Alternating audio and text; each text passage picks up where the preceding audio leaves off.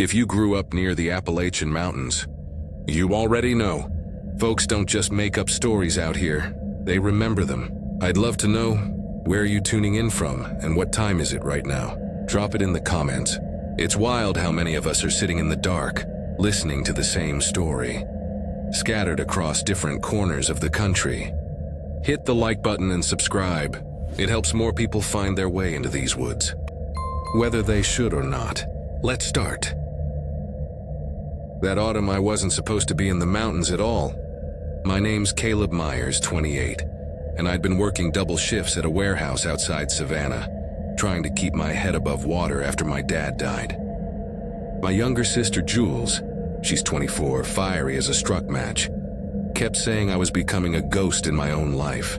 She'd just finished probation for a DUI and was determined to reset herself with something that didn't involve bars or men or screens. Her idea of a cleanse wasn't yoga or smoothies. It was hiking somewhere no one would know our names. She said, "Come on, Caleb, if we don't do something stupid now, we'll never have a story worth telling." The map came from our grandmother's attic, folded like origami between brittle church bulletins and an old Rotary Club program. It wasn't a normal state park printout, but a faded USGS topographic sheet with faint pencil marks and a circle around a place labeled Dark Briar Hollow. Grandma had told us once, years ago, that our great-uncle disappeared hunting there in the late 60s. No phone reception, no ranger station, and some of the land wasn't even public anymore, just old strip-mined acreage the state forgot to post properly. Jules swore she'd read online that a loop trail still existed on the West Virginia side of the bluegrass border. We left before dawn. Mist lay thick over the two-lane highway like someone had spilled milk along the ridges. Jules drove with both windows down, even though it was cold, one hand drumming the steering wheel to a playlist of old punk songs she loved in high school. I watched the hills roll by, the trees turning copper and wine red. By the time we reached the last marked road, my stomach had the same dull churn it did before my father's funeral, an old low ache of something I couldn't name. The pavement ended at a gravel spur choked by kudzu. There was already a vehicle parked there, a battered delivery van with its back doors padlocked and its license plates removed. Someone had written, "Return to sender" in the dust across the rear window with a fingertip. I gestured at it and said, "Jules, this is how people get on the news." She just grinned and shouldered her pack. A barbed wire gate sagged across the old logging road. We climbed it, boots crunching over frost-stiff leaves. Right away the air changed, heavier, stiller, as if we'd stepped into a room and shut the door behind us. The trail wasn't a trail so much as a memory of one.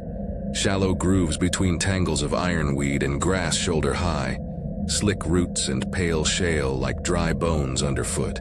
I could hear my own breathing loud as a metronome. We followed the southern spur instead of the northern, because the creek bed looked easier. But it was bone dry, nothing but cracked mud and stones like a dried mosaic. No signage, no blazes. The trees grew so close their branches braided over our heads, dimming the light until everything took on the muted green of a submerged lake. After a mile, the noises thinned. First the crickets stopped, then the chickadees. Even our boots on the stones sounded muffled, like someone laying felt over a drum. It wasn't peace. It was vacancy. I felt the hairs on my arms lift. I asked, "Do you feel like we're walking into a photograph?"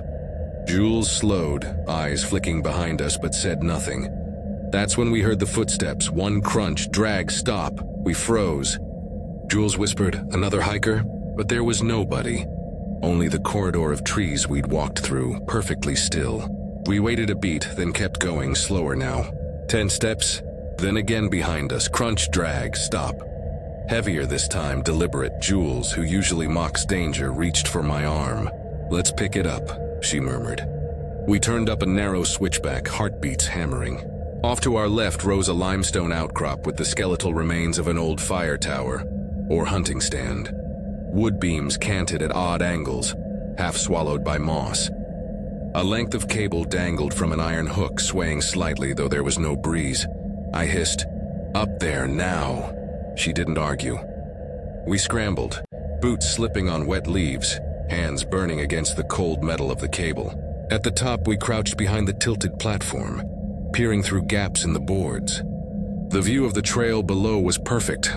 For a long minute, nothing. Then a man stepped from the underbrush. He didn't look like a backpacker. No pack, no water bottle, no hat. Just oil-dark jeans, cracked leather boots, and a flannel shirt under a tan canvas coat. His hair was short but unkempt, like he'd cut it himself with dull scissors. He didn't scan the woods like someone lost. He looked directly at our perch, head cocked, eyes glinting like marbles. "We don't want any trouble," I called down automatically, voice rough in the stillness. "Just passing through." He didn't respond. Didn't even blink. Then, without breaking that awful gaze, he walked to the base of the outcrop and gripped the dangling cable. His knuckles were pale but steady. Jules's fingers found a splintered board. Mine closed around a chunk of limestone the size of a fist. "If he climbs," I whispered, "we stop him." He didn't climb. He held the cable like a bell rope and tilted his head farther, almost in curiosity. Then he did something that froze my guts. He whispered something.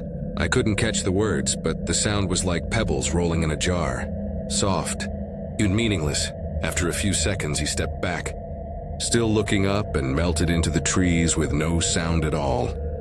Not retreating, just gone like a match blown out. We stayed put, breaths shallow. Time crawled like syrup.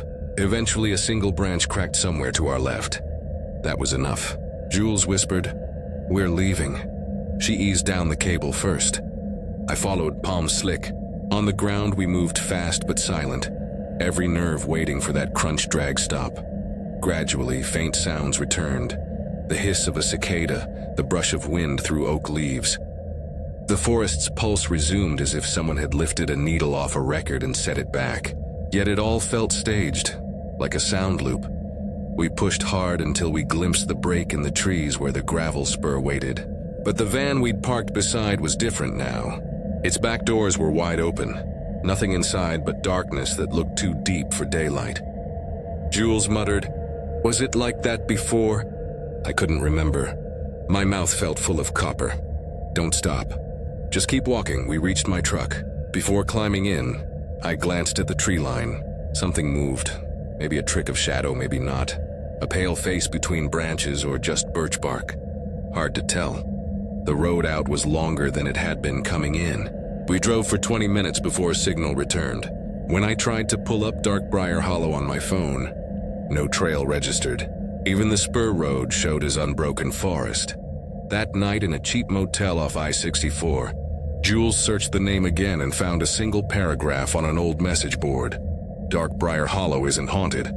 It's borrowed. The old miners said a thing lives there that isn't a ghost or a man. It walks behind whoever enters, learning how they move, how they breathe. It won't touch you while you're on its ground, because you're part of its rehearsal. Only later when you're home will it know how to step into your life without seams. Jules shut the laptop, pale. "That's just a story," she said. I wanted to agree. But when I went to brush my teeth, I realized the man's low, pebble voice was still playing faintly in my head, exactly timed to my own breaths. Crunch, drag, stop, like he'd left a metronome inside me. I've moved twice since then. New job, new apartment, no more hiking. But some nights I wake up at 3:17 exactly, hearing floorboards shift just beyond my bedroom door, as if someone has finally rehearsed me well enough to make their entrance. I wasn't planning to go alone. The idea started as a group thing, a weekend hike with some friends from college to clear our heads before finals. But people flaked, as they always do. By Friday morning, it was just me and one other person, a guy named Mason who I barely knew outside of class. Then he texted around noon saying he'd caught a fever and couldn't make it. I almost canceled too, but something about the thought of turning around after packing everything made me feel weak. I told myself I'd just do one night instead of two. The trail was called Raven's Trace, tucked somewhere deep in the Monongahela backcountry of West Virginia. I'd found it on an old hiking forum that hadn't been updated in years. The last comment on the post said something like, "They shut down half the route after a rock slide, but locals still use it." There were no pictures, no all trails reviews, No hashtags, nothing polished or influencer friendly. That was exactly why I wanted to go. By the time I reached the gravel lot near the entrance, the sun was low and bleeding orange across the tree line. The road to get there had been a maze of unmarked turns. Old coal roads swallowed by moss and washed-out bridges. I hadn't seen a mailbox or another car for nearly an hour.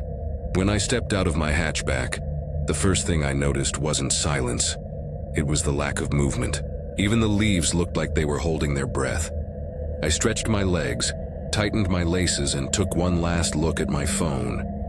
No bars. The GPS spinner froze mid-load, as if it too gave up trying to find me.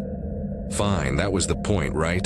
The trailhead wasn't even a real sign, just a warped plank nailed to a post that read Raven, in paint so faded it looked more like scratches. The air changed the second I ducked beneath the overhang of trees. It wasn't colder, just heavier. The kind of stillness that makes you hyper-aware of your own breathing. The first mile went smoothly. The ground was soft from last night's rain, and my boots left perfect prints behind me. The trail followed a slope along a narrow ravine, where water trickled unseen but constant. Every few minutes the forest would crackle faintly, branches adjusting, wood creaking, but no birds. That part got under my skin, not even crows. Around what I guessed was mile 2, I found an old wooden bridge spanning the ravine. The planks bowed when I stepped on them, and one of the nails squealed as if alive. I crossed quickly and tried not to look at the drop beneath. The trees on the far side were different, thicker, darker bark, the kind that peels in long, curling strips. There was graffiti carved into some of them, names and initials overlapping. One word I didn't recognize, Hollerborn. I stopped to take a drink, looking up at the canopy, and realized the light had already dimmed into that gray pre-dusk where shadows lose shape. I'd started later than planned, and the incline ahead didn't help. Still, I told myself I could make it to a spot marked Overlook Clearing on the paper map I'd printed from some obscure site. The path twisted up switchbacks until it leveled into a narrow plateau. There was a clearing just off the trail, a small circle of dirt surrounded by a half-ring of stones blackened from old fires. I took that as a good sign. If someone had camped here once, it must have been safe enough. I dropped my pack, unrolled the tarp, and started gathering sticks. The woods had that sound that isn't quite silence, just air brushing through unseen layers, like breath inside walls. My fire caught faster than expected, orange smoke coiling upward and vanishing into the gloom. I heated a can of beans on a flat rock, ate half, and leaned back against my bag to watch the flames snap and stretch. That's when I heard it, a soft plink right near my left boot. I looked down, expecting an ember, but saw a round stone, pale, smooth, about the size of a walnut settling into the dirt. My first thought was that it rolled down from the slope behind me, but there wasn't one. The ground rose flat in every direction. I scanned the tree line with my headlamp, slow and deliberate. The beam only reached maybe 15 feet before dissolving into darkness. The woods looked ordinary, just trunks, bark, and layered leaves. But I couldn't shake the feeling that something had shifted. The space itself felt wrong, like a photograph developed twice on the same film. I told myself it was nothing. A falling acorn, maybe. Wind, gravity, anything. But then maybe 20 minutes later, another one dropped. This time it landed closer, right on the edge of my tarp, bouncing once before settling. Same size, same smooth texture. But when I picked it up, it was warm, like it had been held in someone's hand. That's when I noticed something stranger. Each stone had faint carvings, lines etched so lightly they looked natural until the firelight caught them. Little spirals, circles within circles. I stayed still a long time, forcing my mind to logic its way out of fear. I was a rational person. I studied environmental science, not ghost stories. Maybe the heat came from my hand. Maybe the carvings were just veins in the rock. That's what I told myself, as I laid the stones side by side near the fire and crawled under my tarp. Sleep came in broken waves. At some point after midnight, a sound snapped me fully awake, not loud, but deliberate. A single footstep, leaves crunching slow, then stopping. My pulse hammered in my throat. I reached for my flashlight, but my hand met only dirt. The light wasn't where I'd left it. My fingers brushed the tarp edge, then cold air. When I finally found the beam, it was already on, lying 12 feet away, facing outward into the woods. Someone had moved it. I sat up fast, heart punching through my ribs. The fire had died to orange coals, and the forest beyond the light looked like a mouth, everything swallowed by black. "Hello?" I called out before I could stop myself. My voice came out dry, brittle. Nothing, no echo, no movement. Just that same thick stillness. I picked up the knife from beside my pack and crouched low by the embers. For what felt like an hour, I didn't move. Every so often, I'd hear something soft. Brush dragging, leaves crunching lightly, then nothing again. Once it almost sounded like pacing. Slow, patient steps moving back and forth just beyond the beam of my light. Around 3 in the morning, the forest fell absolutely silent. I didn't even hear my heartbeat anymore. Just that strange, hollow ringing in my ears that comes when adrenaline burns too long. I must have dozed off sitting upright, because when I blinked next, the light outside was gray-blue and the birds had returned. I didn't wait for full sunrise. I shoved everything into my pack, stomped out the coals, and started down the trail. My legs felt weak, like I'd been running in a dream all night. Every noise, the flick of a leaf, the snap of a twig, sounded magnified and personal. About a mile down, the air changed again. Colder, damp like fog. I stopped to adjust my strap and noticed something hanging from a branch ahead. It was small and pale, swaying slightly. At first, I thought it was a rag, but when I got closer, I realized it was a bundle of twine wrapped around several smooth white stones, the same kind from last night. They were tied together in a cluster, each with those faint spiral carvings. I stood staring until I realized there were more of them, dozens, hanging from branches on both sides of the trail. Some old and cracked, others freshly strung. The forest around me hummed low. Not noise exactly, but pressure, like the air itself had a heartbeat. I broke into a fast walk. I didn't run yet, though I wanted to. Something about the quiet made running feel like a challenge, like it would trigger whatever was holding still. Another mile in, I noticed something worse. Boot prints. My own, I thought at first, until I saw there were too many. One set followed directly beside mine from the day before, almost matching step for step. I crouched down and ran my fingers over the impressions.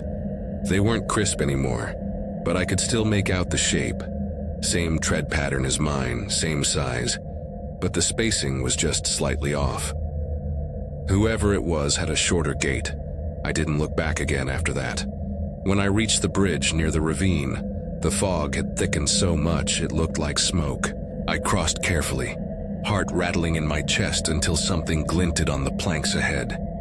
My headlamp caught it, another stone centered perfectly on one board, its spiral pattern freshly cut and deeper than before. I left it there. By the time I saw the edge of the gravel lot, my vision had tunneled.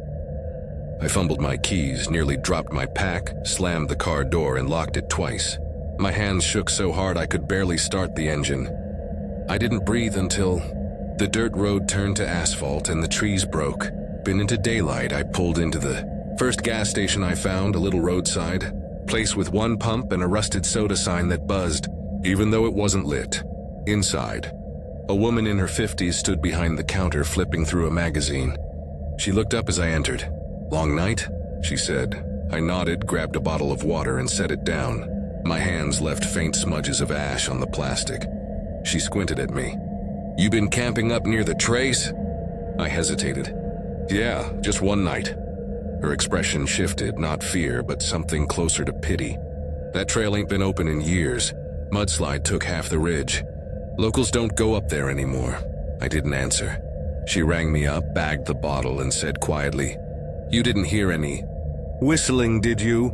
The question hit me like a small electric shock. My mouth went dry. "No," I lied, because now that she said it, I had. Somewhere between the pacing and the silence right before dawn, I'd heard something faint and high-pitched, like wind through a bottle, rising and falling. Slow and almost human. I drove the rest of the way home in silence. That was 3 days ago. I unpacked most of my gear this morning, trying to convince myself I'd imagined it all. But when I unrolled my tarp, 2 small white stones rolled out onto the floor. I swear I never packed them.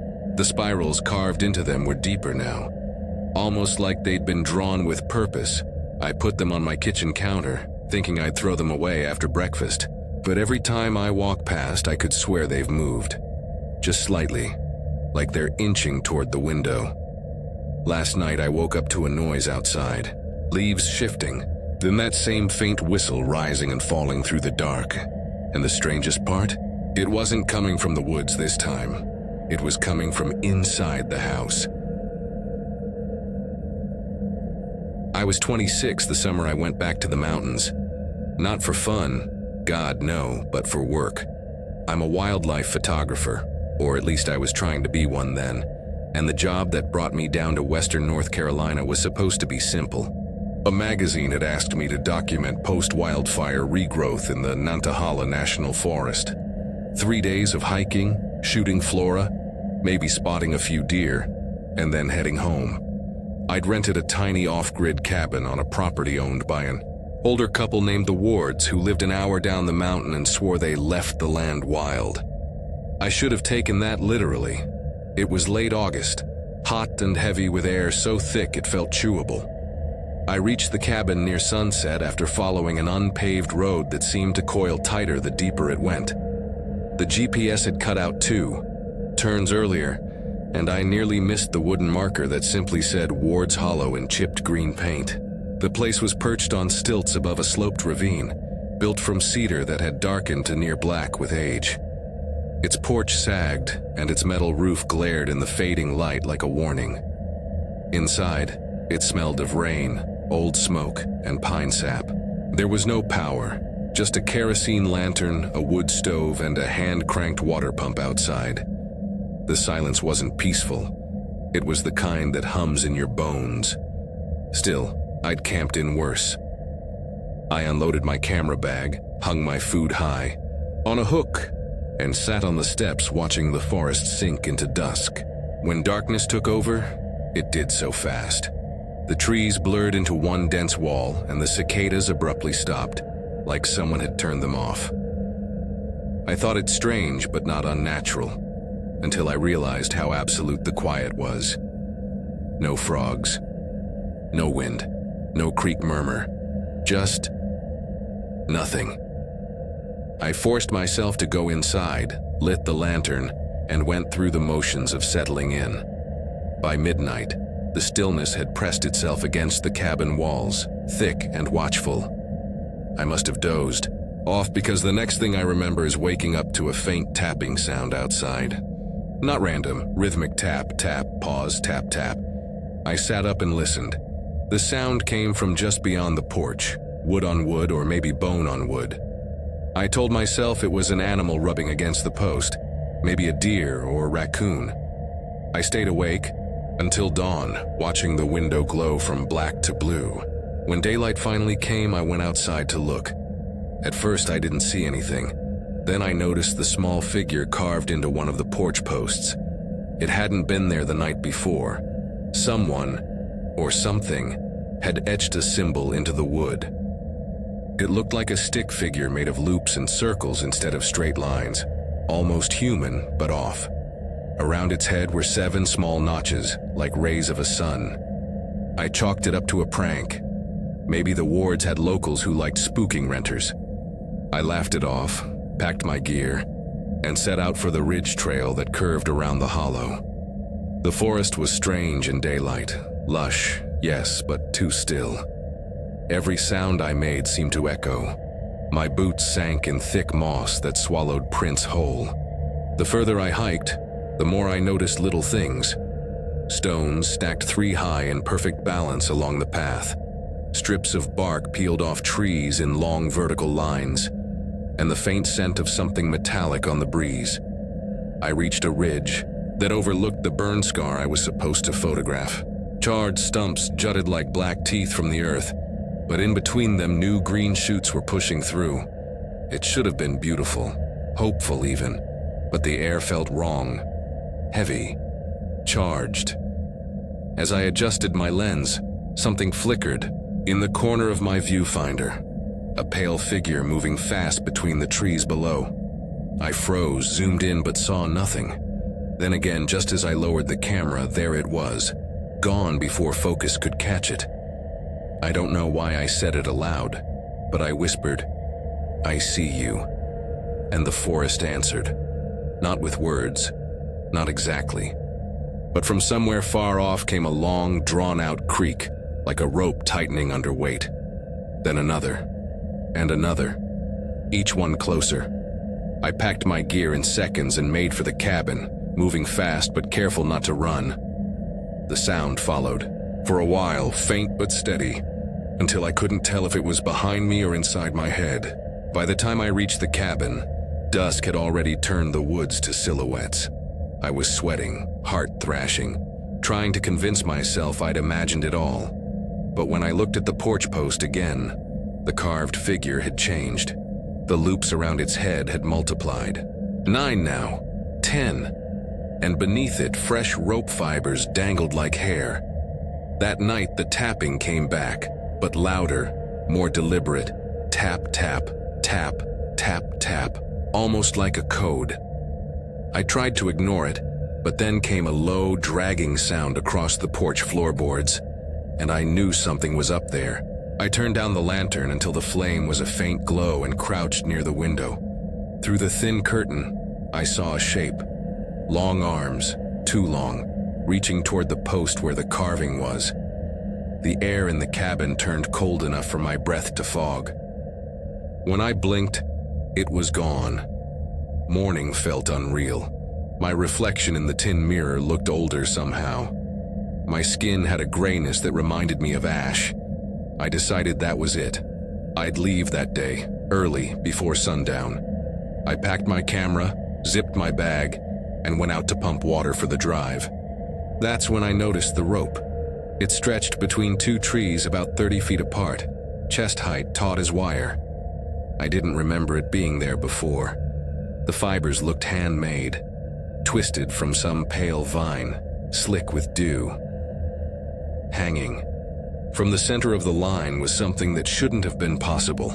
A deer skull, suspended upside down, jaw wired open, the eye socket stuffed with moss, and carved into its forehead was the same figure from the porch post. I took 1 step back, and the air snapped, like thunder without sound. The forest dimmed, even though it was midday. I swear the shadows moved with me, like they were alive, pooling wherever I looked. I turned and ran. The trail didn't match what I'd hiked the day before. Paths split where there hadn't been forks. Hills seemed steeper, the ground looser, like the forest itself had rearranged. I stopped to catch my breath and saw the same. Rope stretched again between 2 different trees, this time higher, angled like a snare. I ducked under it and kept going. When the cabin came back into view, my stomach sank. I hadn't realized I'd been running in a circle. I stumbled up the steps, desperate for shelter. But when I pushed open the door, the interior wasn't the same. The furniture was gone, the lantern shattered. The carved post inside was covered in new etchings, hundreds of them, spirals and loops, filling the walls like veins. Something shuffled in the corner near the wood stove. I turned the light from my phone toward it. It was rope, piles of it, thick knotted strands coiled like intestines, and in the middle of it all sat the deer skull, upright this time, facing me. Its jaw twitched. The ropes around it began to move, tightening, rising. I backed away slowly, heart slamming, until my heel hit the threshold. The moment I stepped outside, the forest roared back to life. Cicadas, wind, birds, all at once, deafening. The noise made me dizzy. I bolted down the slope, not even trying to find the road. After maybe an hour of stumbling through brambles and sliding through gullies, I saw headlights. A park ranger's truck sat idling near a firebreak road. The driver was a middle-aged man with sunken eyes and a voice like gravel. He asked if I was the one renting the Ward property. I nodded, gasping, trying to explain. He didn't look surprised. Just sighed. "Should have told you to stay clear of the hollow after dark," he said. "Place ain't been right since the old hanging tree burned." I asked him what he meant, and he told me the story. Back in the late 1800s, he said, the settlers around Nantahala used to deal with thieves and deserters their own way, by hanging them from a great white oak down in the ravine. When the oak finally fell in a lightning storm, folks claimed the roots bled. They said the ones who died there still swung, tied to the forest by ropes that never rotted. They called it the binding. The Wards, he said, were descendants of the man who owned that land. They don't go up there anymore, he muttered, but sometimes the woods still remember. I don't recall the rest of the ride. I must have blacked out because when I came to, I was sitting on the porch of the ranger's station with a blanket around me and a cup of coffee I didn't remember holding. He told me I was safe, that he'd call the Wards to collect my things.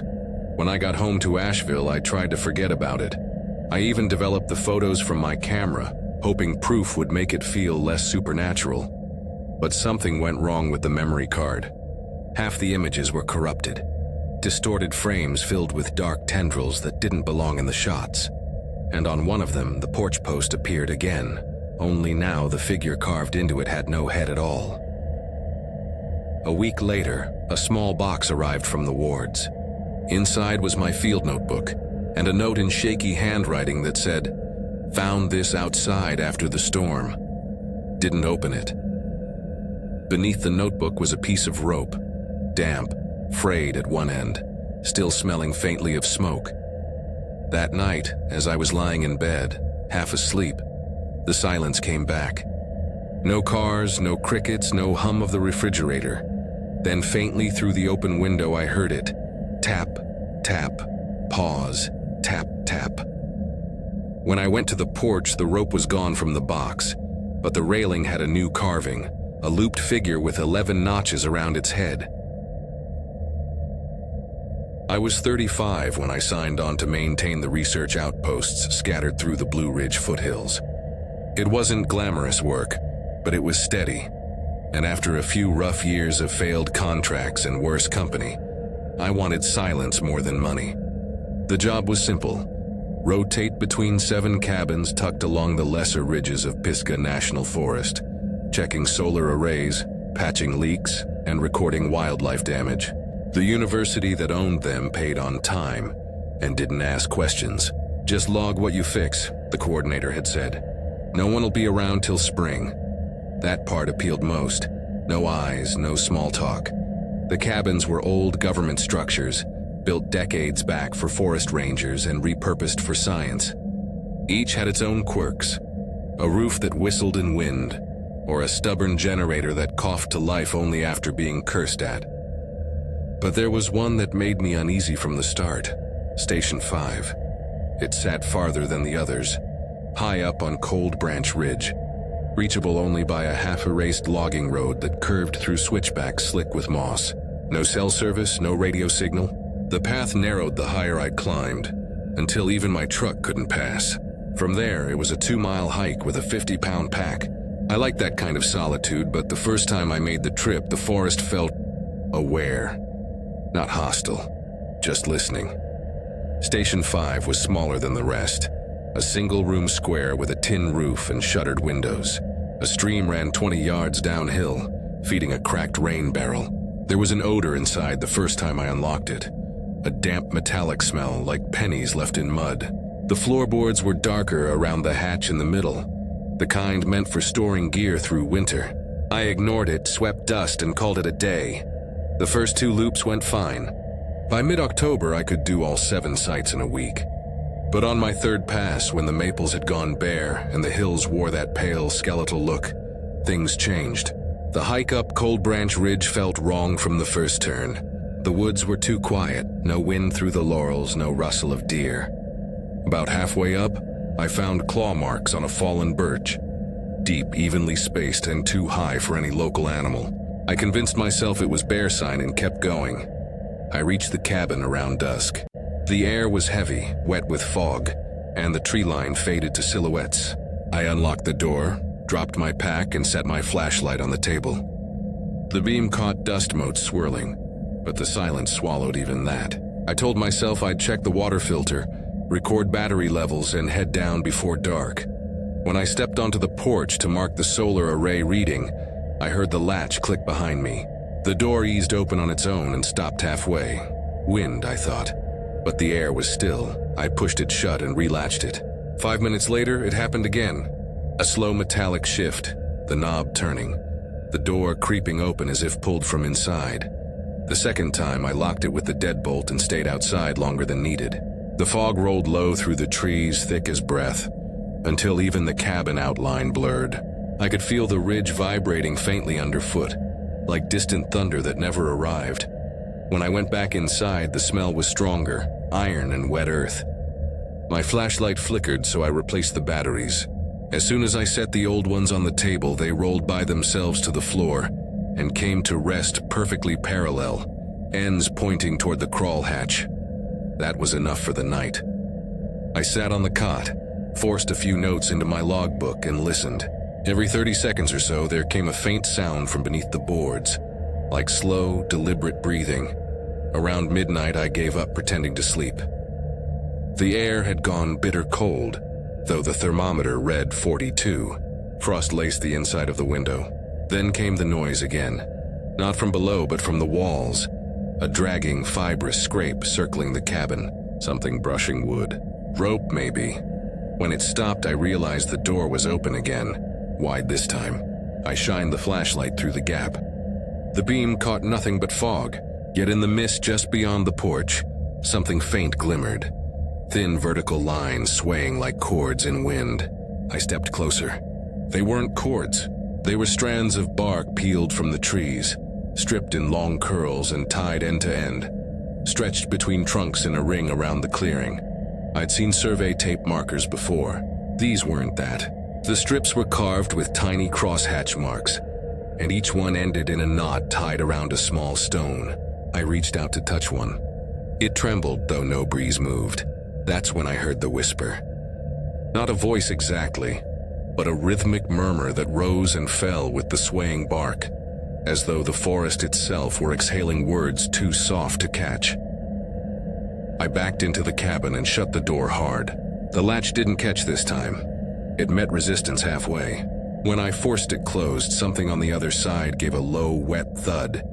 I stayed up until dawn, lantern burning, every sound amplified. When morning came, the forest looked ordinary again. No ropes, no fog, no marks, just frost sparkling on the ground. I told myself fatigue was playing tricks, logged my data, and hiked back down. The next week I returned. The hike was colder, the air thinner. I found the cabin door standing open despite both locks engaged. Inside, the walls were damp, the hatch unlatched. I crouched to close it and froze. A length of bark rope trailed up from the darkness below, tied neatly to the hatch handle. I followed it with my flashlight into the pit. The beam caught something white, my missing weather gauge from another station propped upright like a marker. Around it lay a ring of stones, each etched with the same crosshatch symbol from the bark strips. I pulled the rope free, slammed the hatch, and carried it outside to burn. It crackled black fast, giving off that same coppery smell. For a second, the smoke drifted upward and then twisted sideways, sucked toward the ridge like wind reversing itself. That night, I camped halfway down the slope, too uneasy to stay in the cabin. Around 2 in the morning, something heavy moved through the trees. Not footsteps, more like a dragging. Then clear as speech came a deep groan of wood bending, followed by the faint snap of rope fibers tightening. I waited until sunrise before returning to collect my tools. The clearing looked freshly disturbed. Soil churned, bark littered. Small pits in the ground shaped almost like footprints, but long, narrow, and ending in a point. On the porch sat my GPS unit. It had been missing a week earlier from a completely different cabin. The screen was on, but the map showed no coordinates, just a blank grid. In the middle of that empty space was a pulsing red X. When I tried to power it down, it wouldn't shut off. The battery died only after I threw it into the stream. For the next 2 rotations, small things kept changing. Tools vanished and reappeared in wrong places. Door locks reset themselves. My trail camera footage showed movement I hadn't seen, shadows stretching between frames faster than a human could run. I reported it once to the coordinator. He laughed, said, "The woods play tricks out there. Don't lose sleep over it." But one evening while updating my logs, the static-filled radio picked up a voice. Faint, distant, repeating my own field notes back to me word for word. When I shut it off, the voice kept speaking for a few seconds longer through the dead air. That was when I decided to make one last trip, to retrieve my cameras, pack up Station 5 and end the contract. The hike felt shorter that time, like the mountain wanted me back. Clouds hung low and red. I reached the ridge by late afternoon and saw smoke rising from the clearing. The cabin was intact, but something burned behind it. Piles of rope and bark, knotted into human shapes, headless, arms extended upward as if reaching. The smell was unbearable, wet iron and rot. I circled wide, keeping distance. That's when I noticed the oak tree behind the cabin. It was enormous, easily 4 feet across, charred halfway up its trunk. Around its base coiled hundreds of those bark strands, looped and fused together. Embedded within the blackened wood were objects, tools, batteries, the metal tags from every outpost. Offerings almost. The wind shifted and the knots along the rope began to move, tightening in sequence up the trunk. The entire lattice shuddered, and from inside the oak came a noise like cracking ribs. I stepped back, tripped over my own bag, and watched as the center of the trunk split open. From within, a shape unfurled. Tall, colorless, its surface rough like tree bark, but wet, glistening. Its arms tapered into long ropes that dragged across the ground, looping toward me. Where its face should have been was a hollow knot glowing faint amber, pulsing like breath. When it moved, the air warped. The forest went utterly silent, stumbled backward toward the stream. But the ropes reached faster, brushing my jacket with enough force to leave splinters embedded in the fabric. I ran. I don't remember the trail, only the noise, the steady creak of tension behind me, the tightening of unseen lines through the trees, as though the entire forest were part of its body. I didn't stop until I saw my truck. I drove all night, not daring to glance in the mirrors. The next morning I called to resign. I told them the ridge had a structural collapse, that the cabin was unsafe. They thanked me and wired the final payment. I didn't mention what I'd seen. A month later, a small box arrived in the mail. No return label. Inside was my missing trail camera. I hadn't expected it back. I hadn't even told anyone it was gone. The SD card was still inside. There were only 3 images. The first showed the cabin door half open, fog curling through. The second showed the same scene an hour later, the door shut, ropes hanging from the eaves like curtains. The third was taken from the porch, facing outward. It showed me walking down the trail that final evening, my back turned, and in the trees above me every branch bent downward, pointing. That night I heard the creak again, faint through the walls of my apartment. I told myself it was plumbing, settling, anything normal. But when I went to the window, I saw a single strand of bark dangling from the frame, tied in a loop, slowly tightening. My name is Rowan Hale, 32. And for the last 5 years, I've made a living chasing other people's secrets, mostly missing person searches and location work for families who couldn't stand the idea of leaving questions unanswered.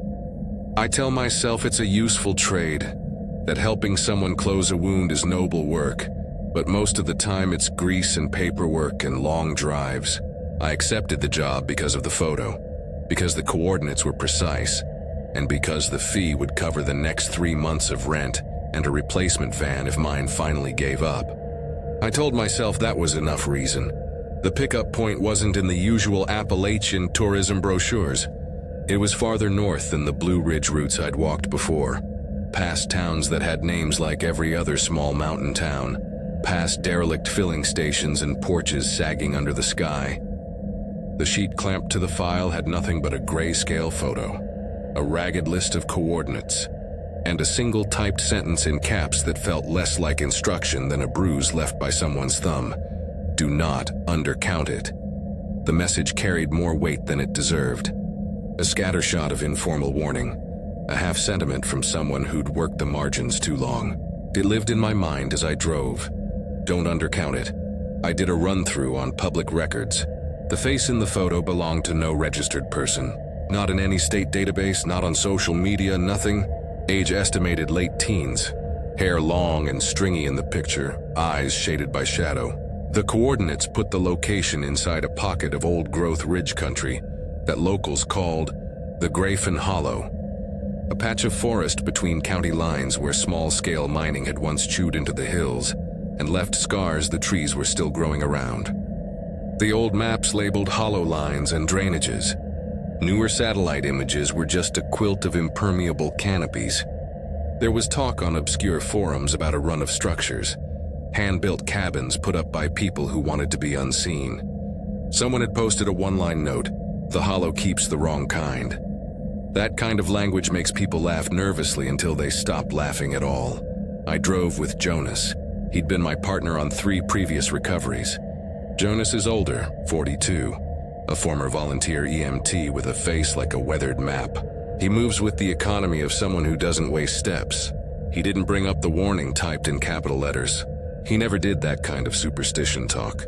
He loaded the gear into the back of my van, ropes, a few thermal blankets, water filters, a pair of sleeping pads, a rifle we never used unless things went very wrong, and said the route would cut us over an old logging grade.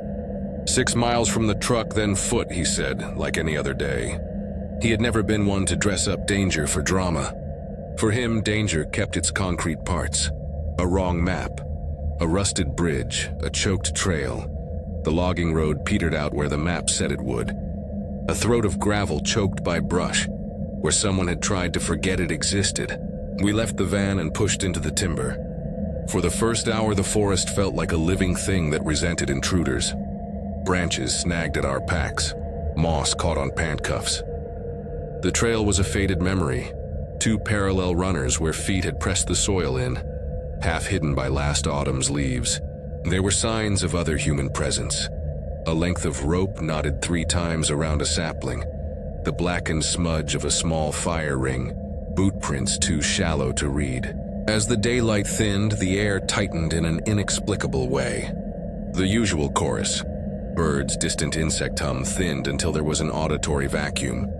Like a theater with the intermission music cut mid-song. We set camp on a small bench of sandstone, sheltered by a ring of oaks. No fire, Jonas said the risk wasn't worth warming our hands, and we salted our gear with tarps to keep dew off. At 3:17 a.m., I woke with the feeling of someone watching the rim of consciousness on the other side of sleep. I sat up and scanned the black, but the only relief was that the stars were absent. A clouded sky masked the moon and folded the night around us. I dozed again, then woke when something, an attention in the dark, moved with the deliberate slowness of someone who expects to be noticed. I nudged Jonas and he opened his eyes like a man surfacing from a deep current. Through the night, I kept thinking of the typed line, "Do not undercount it." It had lodged itself into the pitch of the woods, into the way the dark bent around us. At dawn, we found it. A narrow hollow the map barely indicated. A place where the hillside stepped in, and the trees leaned like a congregation. A cabin sat tucked into the curve. It wasn't a neat shelter, but an A-frame the kind of hands had built when concrete wasn't necessary. Tall and thin, covered in lichen, its porch sunk a little into the moss. The door looked recently swept. The trail to it was clear as if someone had brushed leaves aside with broad, practiced sweeps. That detail unsettled me more than the cabin itself. Whoever lived here cared about order. Jonas and I split our positions. He took a wide arc to the west, flanking the shallow valley with his usual methodical care.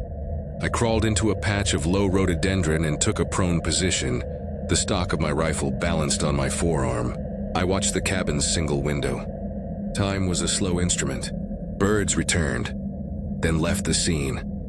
Then a single pine cone tumbled in the far distance. At 6:04, the door swung open. He stepped out barefoot.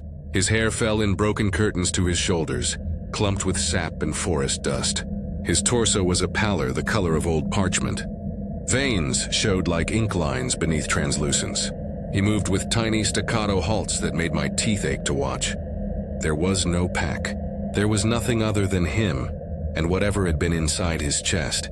I squeezed the trigger, not because I wanted to, but because it was the only language our job elaborated under pressure. The dart sailed true and tucked under his collarbone with a soft pop. For a moment I thought it would slow him, that he'd stagger or blink. He didn't. He reached up with both hands, plucked the dart free, and, without a tremor, set it down on the porch so neatly it looked ceremonial. For 1 second his eyes found mine and the color was wrong. I had slept enough to know green and brown shades.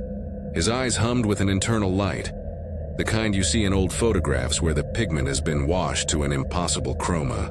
They were too steady, too small, like haddock eyes caught in a net. He turned, slid back inside, and the door closed. Jonas and I exchanged a look through the trees and moved in. Inside the cabin, everything was arranged with a careful minimalism. A cot made tight with a heavy-stitched blanket, a table with a single tin cup steaming faintly, a row of small bones mounted on a shelf like an imaginary alphabet. The dart lay exactly where he had placed it. The mirror over the little wash basin was clean, its glass scratched with a hair-fine line someone had not bothered to buff out. He was gone. Jonas went to make a perimeter check in the small yard and vanished. He didn't say a thing. For a second I thought he had simply circled to the truck or found a trail. Then his voice broke the air, shouted not in panic but as a single sharp sound. I bolted out of the doorway and found him half submerged at the base of a young cedar. His legs gone from sight, as if the earth had opened like a hand to take him. It happened so quickly I lost the logic of it. Dirt bulged, roots strained, and then there was a suction, and an impossible hollow forming where the soil should have been firm. Jonas clutched at the cedar's flared root with both hands. His boots spun in air. He was shouting words I couldn't parse as some gravity tug pulled his torso twice sideways. He tried to lift. The force took him down another inch, then another. Then, with a sound like a thick branch snaps under the weight of a storm, he was yanked past the waist and then gone in less time than it takes to say someone's name. I dropped forward onto my knees and shone my light into the fresh cavity. The hole tunneled downward with walls slick and pale as bone. For a heartbeat, terrible and obscene. Something that used to be Jonas was moving within the throat of the earth. Shoulder emerged, then the scalp, then a face that was both him and some rearranged imitation of him. The mouth worked like a mask being flexed into place, unhooking in a way regular jaws do not. And out of that widening came a tremulous sound. Not a scream, not a voice, but a vibration that seemed to eat the air. The sound folded over and smoothed everything else out. A hum that erased the edges of the world. I don't remember running in a linear way after that. The mind short-circuited into flight, hands and feet and breath deterritorialized from the thought that made them move. I stumbled blind and found the van, found cold metal and then the keys. The engine coughed and caught on the second crank. I drove until the tires wore the gravel soft and the forest folded away into the highway, and then into dark highway, and finally into something like civilization that still has a heartbeat. I drove 13 hours without stopping, the road unspooling into a nightmare that only found rhythm in motion. After the drive, I did what you do when you want no trace. I burned the clothes I'd been wearing in a motel sink, mashed the fabric into a blackened shape, and sawed it with a cigarette lighter until it was only ash. I pulled every file that could link me to the coordinates, maps, old topo layers from my system, and with an obsessive neatness that felt like penance, I rendered them useless. I erased GPS trails. I sent Jonas's family a message that he'd stepped off the trail and left it at that because the truth was a shudder that made me retch when I thought of what we'd pulled away from the earth and what had learned from it. I told no one real details because nothing tells the story right. The words will always flatten the disproportionate scale of that place. Either you say a hole, and people imagine a sinkhole and with the arrogance of geometry it makes sense, or you say something pulled him, and the listener's polite disbelief folds you into pity. The internet, of course, has a lexicon for everything, and someone back in the hollow posted a line that crawled under my skin. The gray fen learns its parts. It doesn't kill to breathe. It prepares to belong. People replied with jokes and fear, and the usual stew of dramatics and skepticism. But pixels don't carry the weight of being under recoil and smelling wet soil and hearing a man's voice unearth itself from under the cedar like a creature practicing at a throat it borrowed. At night I started noticing rhythms. Small things at first. The refrigerator at my new apartment would hiccup, and the sound would align with the cadence that had hummed out of the cavity. A floorboard in the hallway creaked in the same odd tempo as the dirt when it had sucked Jonas. My breathing, which had always been a metronome of my own making, took on an echo that wasn't mine. Once, in a half-sleeping moment, I thought I felt the van's canvas ruffle and a hand on the passenger door as if someone were preparing to follow me back into town. Stories of hidden things in hollows travel on a folk logic. Certain places keep their own rules. The local myth that took root in my head came from an old woman at a roadside diner, near where I'd finally stopped. She'd been tending coffee for decades, brittle silver hair and a ring of dark enamel around her cup from cheap tea. She told me, when she learned how pale my face had gone, about the sunder root. Not a demon, not exactly a ghost. Roots, she said, are patient teachers. They reach and they learn. When a thing has no name, the ground tries to give it a shape it can use. Her voice turned to gravel when she said learns. It watches and practices. It gets good at walking like the living. Then one day it steps where you are. And if you're not careful, it keeps the part you left behind and leaves the thing that's been learning for you in its place. That mythology fit the way the figure moved, like an actor who had stolen a role, who could perform the beats of walking and breathing by rehearsal, but who misstepped when it tried to smile. It fit the image of Jonas Thing's jaw unhinging like an ill-fitted mask. The idea that the hollow was not trying to eat but to replicate, skillfully, patiently, made the terror colder. Replication is not quick. It waits, sharpens, imitates quietly. If you tell yourself that the hollow wanted to feed, at least you have the comfort of a goal and an end. If it wants your shape, your rhythms, your cough, then you have no way of knowing when you've already been practiced. I quit public-facing jobs after that. I moved and changed my number and started sleeping with the light on. I learned to notice the small times, the hours between 3 and 4 in the morning, when my breathing fell into that same hollowed cadence. It would happen while I was brushing my teeth, the rhythm folding inside the brass clatter of the sink. Once, in a bathroom mirror, I thought I'd washed clean of forest smears. I saw traces of patronage that weren't mine. A callus shaped like someone else's thumb where friction had held in a different pattern. Time, if anything, teaches camouflage.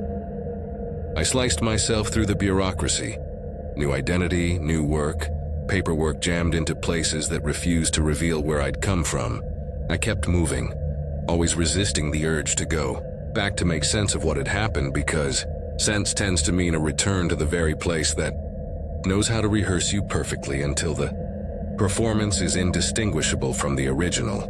If the hollow can step into you because it has practiced your cadence and your pauses, then mine would merely be a duet. An echo so carefully timed it would pass as me. There are moments when I think I am wrong about all of it. I rationalize.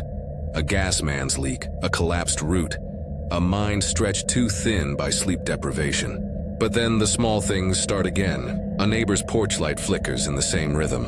A text tone plays in my pocket, and it's the cadence I hear when I sleep. Once I dreamt Jonas walking down the hallway of my apartment, bare feet scuffing the floor exactly as they had at the cabin. The dream woke me because the floor outside my bedroom did, in fact, creak that way an instant later. Dreams do not schedule reality. The last act was mundane in its terror. I found a note under my door. No letterhead. Just a slip torn from a brown paper bag that had been folded and smoothed until its fibers were worn white. On it was written, in a hand that slanted like the slope of a gull, a single line: "We're still practicing. No threat. No demand." Just a status update. I packed a bag then. Not the kind of thoughtful pack I once prepared for serious field work, but a hasty kit. 3 days' clothes, a toothbrush, the little knife I'd used to carve reconnaissance stakes, and a photograph of Jonas that I kept turned face down in my wallet, because looking at his face upright made me feel like the hollow had already taken a lesson in grief. I left the apartment without telling anyone, and drove until the city gave up its smog for cornfields, and the cornfields gave up for a horizon of trees. I stopped at a diner and sat at the counter until the sun had dropped into a smear. And then I burned the note in the coffee, cup flame, and watched it curl into a blackness. That wasn't unlike the cavity where Jonas's arm had gone. I don't know if movement outruns the kind of learning the hollow does. Maybe you can only delay being rehearsed. But there is a difference between knowing the instruction and obeying it. The Sunder route doesn't take immediately. It learns over years if it must, copying your gait, your half-smile, the way you tap your pen.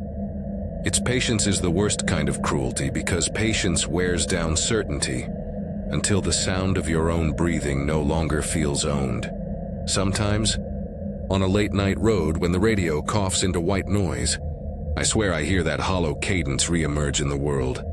Car doors slamming in parking lots, a transit cop's footsteps on a bridge. I imagine the hollow practicing on someone else, or perhaps practicing on me without the need of geography. That image is both miserable and comforting. Miserable because the thing that can imitate can also replace.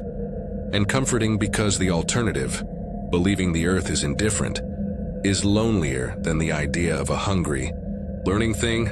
I changed everything I could. I changed my name, my bank, my address. I stopped wearing boots that sounded like boots. I learned to hush the particular click my wrist makes when I flip a lighter open. But there are pockets of pattern that persist. Times, hours, a creak in a floorboard. Once 3 months after Jonas's disappearance, I woke at 3:17 to the sound of a person moving in the apartment above mine. A slow, measured tread that matched the cadence of the hollow's hum. I held my breath and listened as the footfalls paused just outside my door, and then moved on. When I exhaled, the sound left me a little less sure I was still wholly myself. If you ever find a faded map shoved in a drawer, if a note in loud caps sends a tremor through you, if a face appears in a photo with no record attached, pay attention. Do not underestimate it. The hollow does not announce itself with malice, only with an almost polite diligence. It will learn you, rehearse you, and then when the timing is right, it will walk out wearing your shoes and smile the way you once did. The worst part, perhaps, is that it doesn't need to change the world to make you disappear. It only needs to learn the cadence of your life until your absence sounds like a performance, and no one suspects the understudy. I was 29 when I took the contract, desperate enough to say yes before even hearing the pay. The listing just said remote trail verification, Southern Appalachia, must work alone. I'd been scraping together part-time gigs for months, mapping minor trails for state parks, confirming elevation data for survey companies. It wasn't glamorous, but it kept me in motion. And motion felt better than being still. This one led me to northern Georgia, right near the Tennessee line, where the Blue Ridge folds in on itself like a clenched fist. The section they wanted verified was called Chandler Hollow Unit, though on modern maps it didn't exist anymore. Just a blank green square labeled State Trust Land.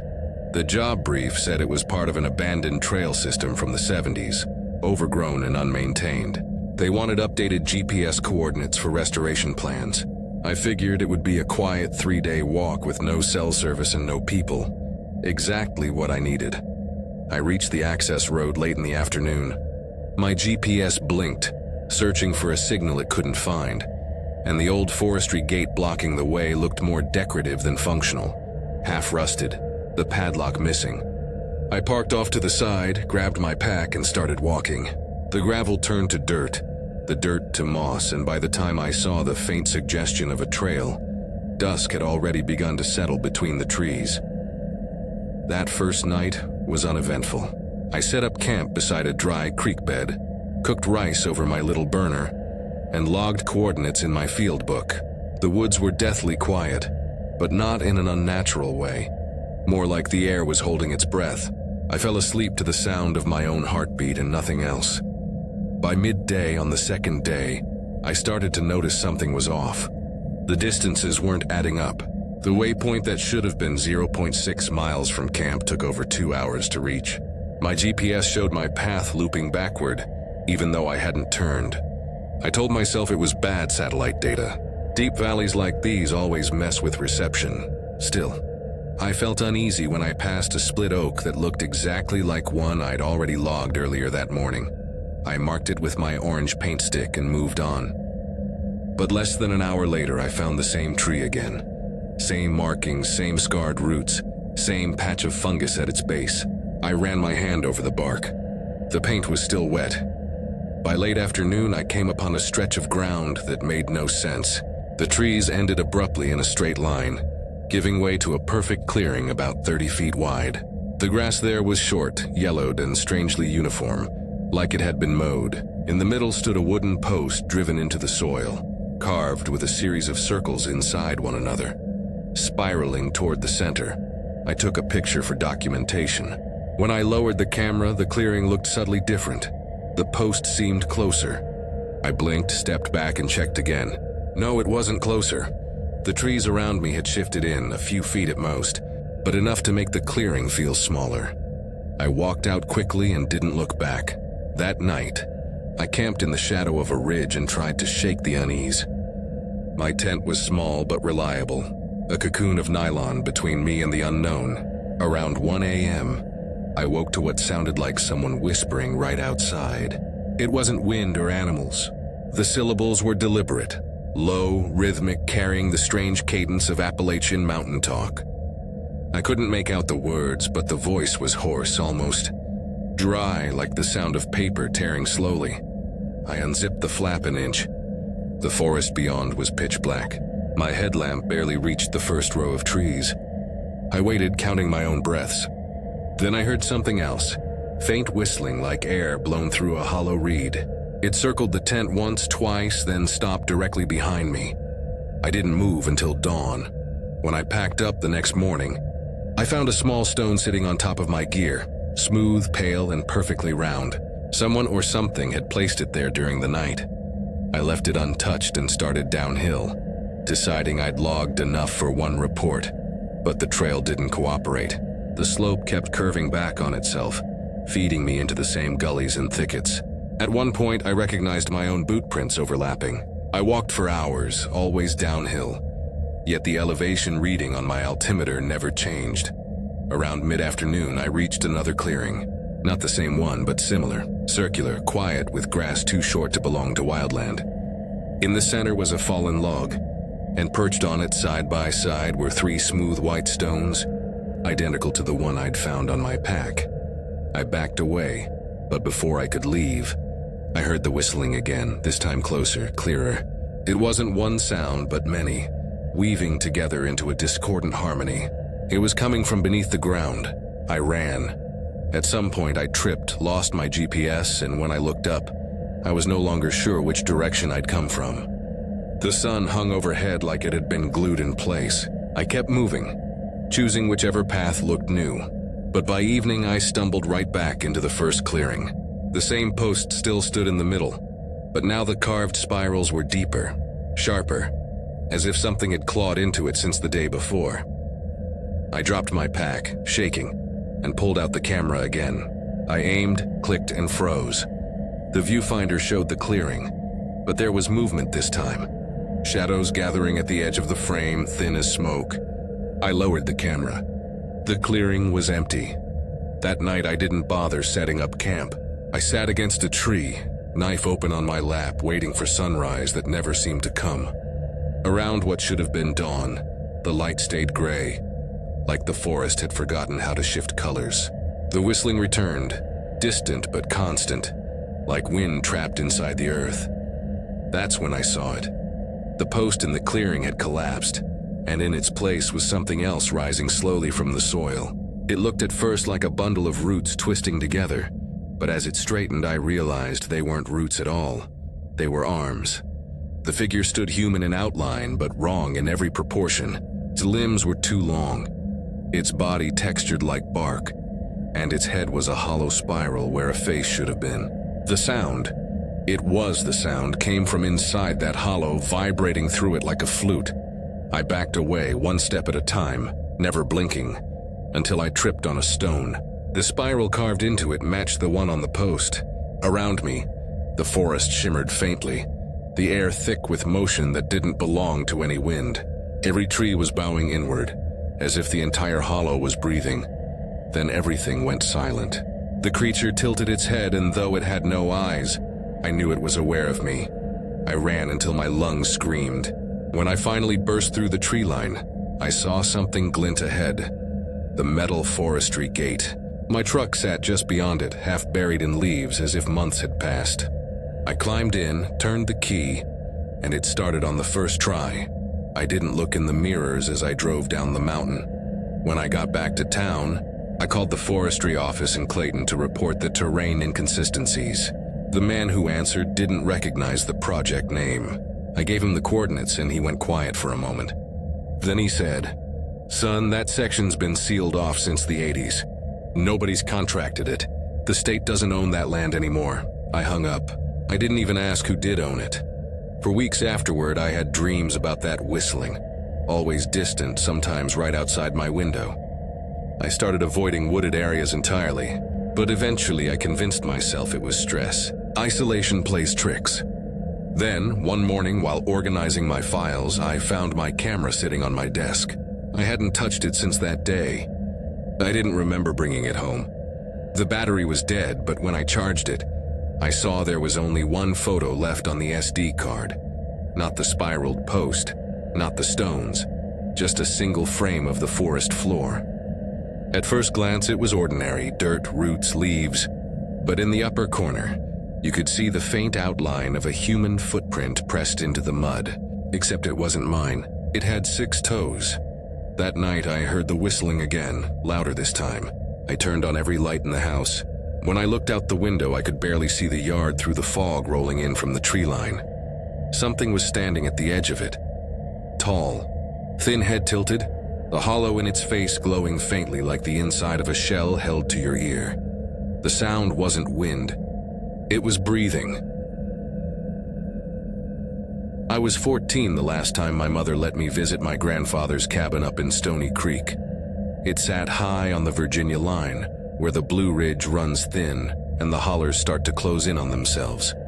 Granddad built it decades before I was born, using hand-cut boards that still smelled of sap when the stove got hot.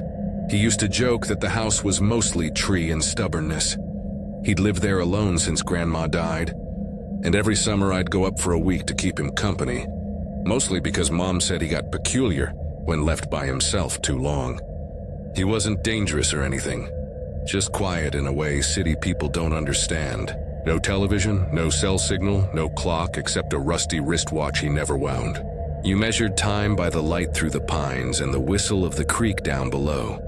That August, and Mom dropped me off on a Thursday afternoon, kissed my forehead, and promised she'd pick me up after church on Sunday. She left dust spinning in the road behind her car, and after the sound faded, there was only the hum of cicadas and the lazy creak of the porch swing. The first evening was exactly how I remembered it, safe, calm, slow. Granddad cooked venison stew in a dented pot, and we sat on the porch watching lightning bugs wink in the valley. The creek below us whispered over rocks, and the night smelled like wet earth and cedar smoke. Around 9, he said, "Don't wander past the split fence after dark. That lower trail's not ours anymore." I asked what he meant. He took his time answering, chewing his pipe stem until it clicked between his teeth. "Some land can't make up its mind who it belongs to," he said. "Best let it keep itself." That sounded like one of his mountain riddles, so I didn't press. The next morning, I woke before sunrise to a sound that didn't fit. The pump sink in the kitchen squealing like someone was forcing water through it. It wasn't a modern faucet, just an iron lever you had to haul down hard to prime. When I walked in, the handle was still rocking, and a thin stream of brownish water ran into the basin. Granddad was outside splitting wood, so I figured he'd just left it that way. I pressed the handle back and it stopped mid-motion, like the pump itself was resisting. When I told him later, he nodded once. "You closed the curtain over the window before you went back upstairs?" I said I hadn't. He looked toward the kitchen door and muttered, "Keep it closed tonight." I thought maybe he didn't want bugs coming in, though the window didn't even open anymore. That afternoon, he sent me to gather kindling from the tree line. The forest floor was soft with pine needles, and every step felt muffled. The air had that thick green hush that makes you whisper without realizing. I followed a faint path down toward the fence he'd mentioned, a sagging line of posts half buried in vines. Just past it stood a shape. At first, I thought it was a scarecrow, tall, thin, wearing what looked like old denim bleached to gray. But then I saw how still it stood, not swaying, not breathing. Its head was tilted slightly like it was listening. I blinked and the shape was gone. When I brought the wood back, Granddad watched me pile it near the porch. "You saw him," he said. I asked who. "The Hollow Man," he said, like that explained everything. "Don't stare too long. He'll start to stare back." I laughed because that's what you do when grown-ups tell ghost stories with straight faces. But he didn't laugh with me. That night, rain came hard and fast. The cabin creaked in rhythm with the thunder. I tried to read by lantern light, but my eyes kept drifting to the kitchen doorway. The curtain over the window fluttered once, though the air was still. Then I heard it again, the squeal of the pump handle moving on its own. Granddad was already up. I heard his boots on the floorboards before I saw him. He pressed one finger to his lips, then took the shotgun from beside the door. He didn't point it at anything, just stood there listening while the pump groaned and the sink began to overflow. When it stopped, he sighed like someone relieved a headache. "Go back to bed, boy," he said softly. "He's just passing through." The next morning, he acted like nothing had happened. He fried eggs, joked about the rain, and sent me to refill the wood box. I wanted to ask about the Hollow Man, but his mood warned me not to. By noon, the sky had turned strange, flat and white, no sun, no shadow. The forest looked bleached, like color itself had drained away. Down by the split fence, I noticed something that hadn't been there before. A line of stones arranged in a perfect circle, each one carved with a spiral groove that met at the center. I crouched to take a closer look, and a faint hum rose from the ground, so low I felt it more than heard it. It vibrated through my knees, through the soil. When I backed away, the humming stopped. That evening, while I was playing cards at the table, the old battery radio crackled to life for the first time all week. No signal ever reached that far, yet it buzzed steady with white noise and then a voice, dry, thin, almost my own, whispering something I couldn't catch. Granddad turned it off without expression. "They're not talking to you," he said. "Just want to hear if you'll answer." He went to bed early, but I couldn't sleep. I lay on the couch staring at the ceiling beams until I heard movement outside. At first, just gravel shifting under soft steps, then a faint scraping along the wallboards, slow and deliberate. I sat up, heart thudding, and the pump shrieked again from the kitchen. Water gushed so fast it splashed the floor. I ran to shut it off, but the handle was already down. The water wasn't coming from the pump. It was rising out of the drain, swirling upward like breath in reverse. Behind me, the curtain moved. Through the thin fabric, a silhouette leaned close against the glass, taller than any man I'd ever seen, head tilted in that same listening pose. The fabric bulged inward slightly, as though something pressed its face to the window from the other side. I stumbled back and called for Granddad. By the time he reached me, the curtain was still again, the sink empty. Only a few drops shimmered on the counter. He didn't ask what I'd seen. He just shut the window latch and said, "Don't look at him through glass. That's how he learns your reflection." I wanted to leave right then, but there was no car, no phone, just miles of dark road between us and town. He told me to lie back down and keep the lamp burning. I did, though I couldn't stop shaking. Sometime in the night, I woke to a new sound, a low humming like the one I'd heard near the fence. It came from beneath the floor, pulsing in slow waves. I reached for my flashlight, but the beam flickered out the second I clicked it. In that brief glow, I saw the boards rising slightly, dust trembling in time with the hum. The air smelled of wet iron again. Then, from the crawl space beneath the cabin came a voice, raspy, hollow, exactly like Granddad's. "Come help me with the pump, son." I froze. I could hear him snoring in the next room. The voice below repeated itself, softer this time, coaxing. "It's just the pump. Come help me." I bolted for his door and shook him awake. When I told him, he looked older than I'd ever seen him. "He don't like the sound of sleeping," he said. "That's when he remembers the ones he's lost." I didn't understand, but I didn't ask. At dawn, we packed early. He said we'd walk me down to the main road and wait for Mom there. The morning light made everything look normal again. The grass green, the sky blue, the cabin smaller than I remembered. Halfway down the trail, I glanced back. The curtain in the kitchen window fluttered once, though no wind blew. Something pale moved behind it, slow as breath. Granddad caught me looking and said, "Don't wave."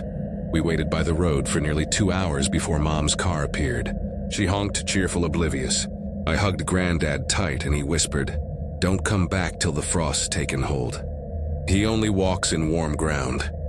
I didn't ask what that meant until years later. After Granddad passed, Mom inherited the property but never went back. She sold the land to a development company, sight unseen. The buyers cleared the trees, leveled the slope, and poured concrete foundations. 2 months later, construction stopped. One worker fell into a trench when the soil gave way. They said it looked like something had been tunneling underneath, thin channels twisting through clay like veins. The man who found the body swore he heard water running uphill.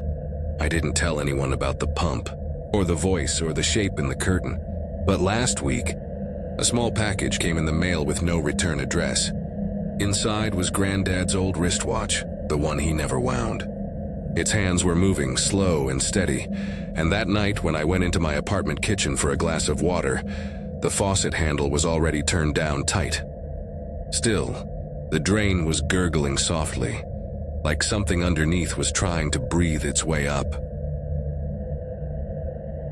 I was 19 the summer my mother sent me to check on my Uncle Henry's lookout tower in eastern Kentucky. She said he'd twisted his knee hauling propane tanks and couldn't make the supply run himself. I'd just finished my first year of community college, broke and restless, so the idea of hiking gear up a mountain sounded like freedom. Henry's tower sat on a ridge locals called Fog Ridge, 5 miles in from the nearest gravel service road, older than the ranger station that technically owned it. There were easier ways to spend a July weekend, but I wanted to prove I could do it. Henry had been a smoke watcher all his life, the kind who believed maps were for people without a sense of direction. He'd say, "You can't get lost if you're willing to let the woods tell you where to go." I didn't know then that the woods on that ridge had their own language. I left at sunrise, the pack heavy with canned food, batteries, and his old weather radio. The trail was steep but clear, the kind that feels ancient. Roots braided across stone, moss swallowing old survey markers. About a mile in, I passed a bulletin nailed to a tree. Faded warning signs, black bear silhouettes, a list of rules. Beneath all that, someone had etched a rough oval face into the bark. Long head, high eyes, no mouth. I thought it was just vandalism. A hiker with a knife and too much time.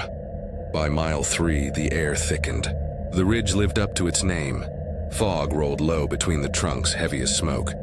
I stopped to catch my breath on a limestone ledge and noticed how quiet it was. No birds, no wind, just the wet hush of air pressing against everything. When I started walking again, the silence followed me about halfway up. I saw movement ahead, an older woman coming down the trail, gray hair tucked under a ranger cap. She carried no pack, just a walking stick carved with notches. She nodded as we passed, then said almost to herself, "If the trees start facing the wrong way, turn back." I slowed, confused. "What do you mean by that?" But she was already gone. I swear I only turned my head for a second. And when I looked again, there was nothing. The last mile climbed hard, switchbacks slicing through ridgelines until the trees fell away. And I saw the tower above me, thin steel bones rusted red, topped by a square cabin that looked too small to belong there. The clearing around it was overgrown, wildflowers and waist-high grass as if no one had mowed in years. I climbed the metal stairs, each step groaning. The trapdoor at the top was unlatched. Inside, the place smelled like dust and pine oil.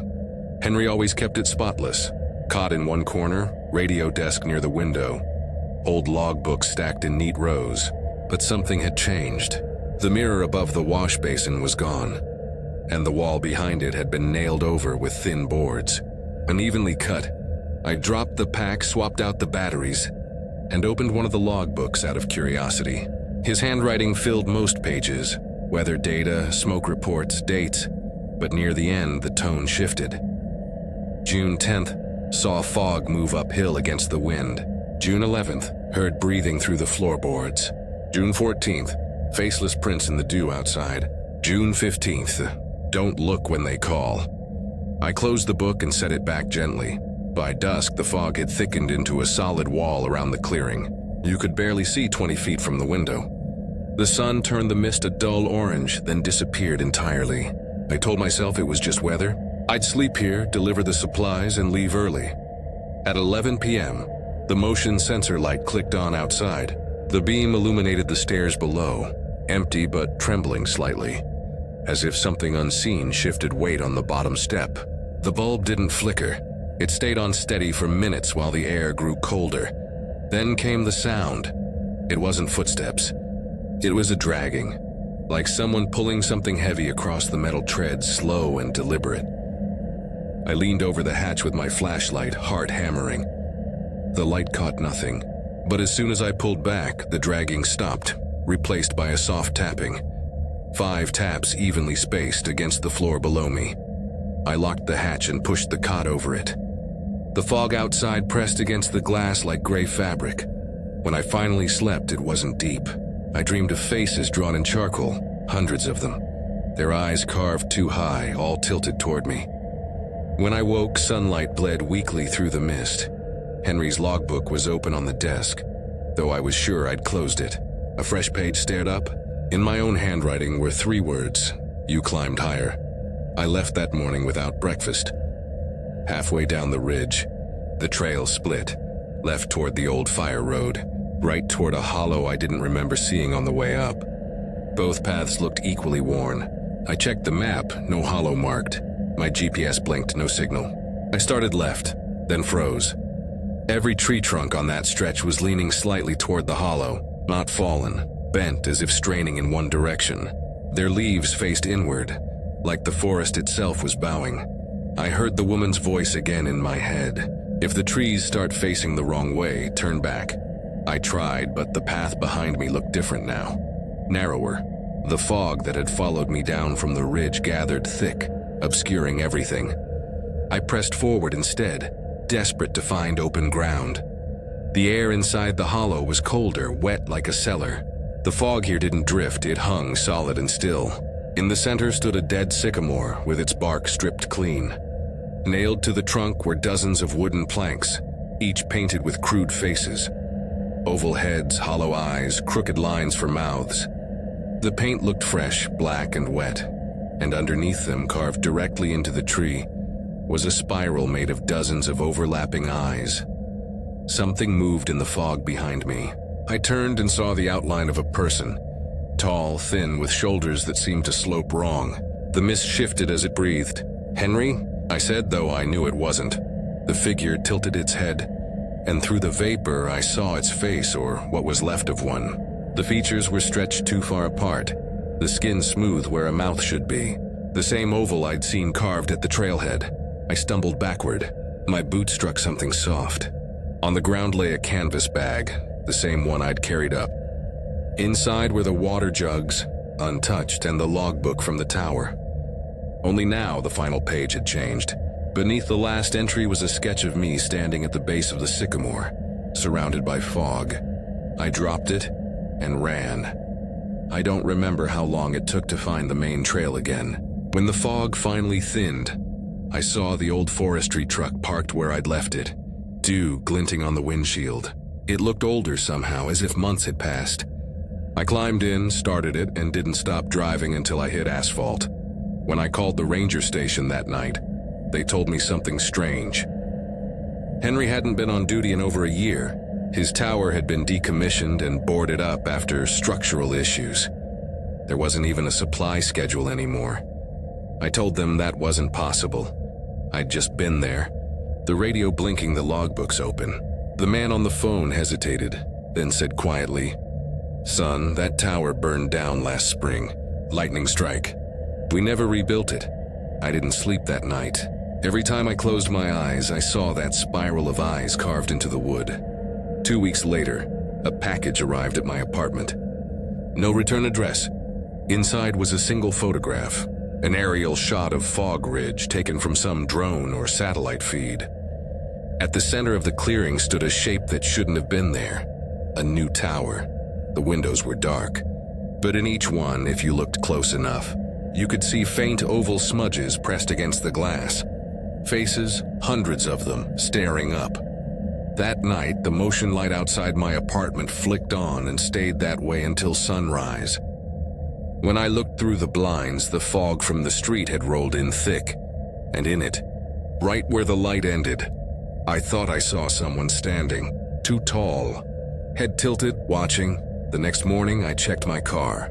In the dust along the driver's side window, someone had drawn that same long oval face with eyes too high and no mouth.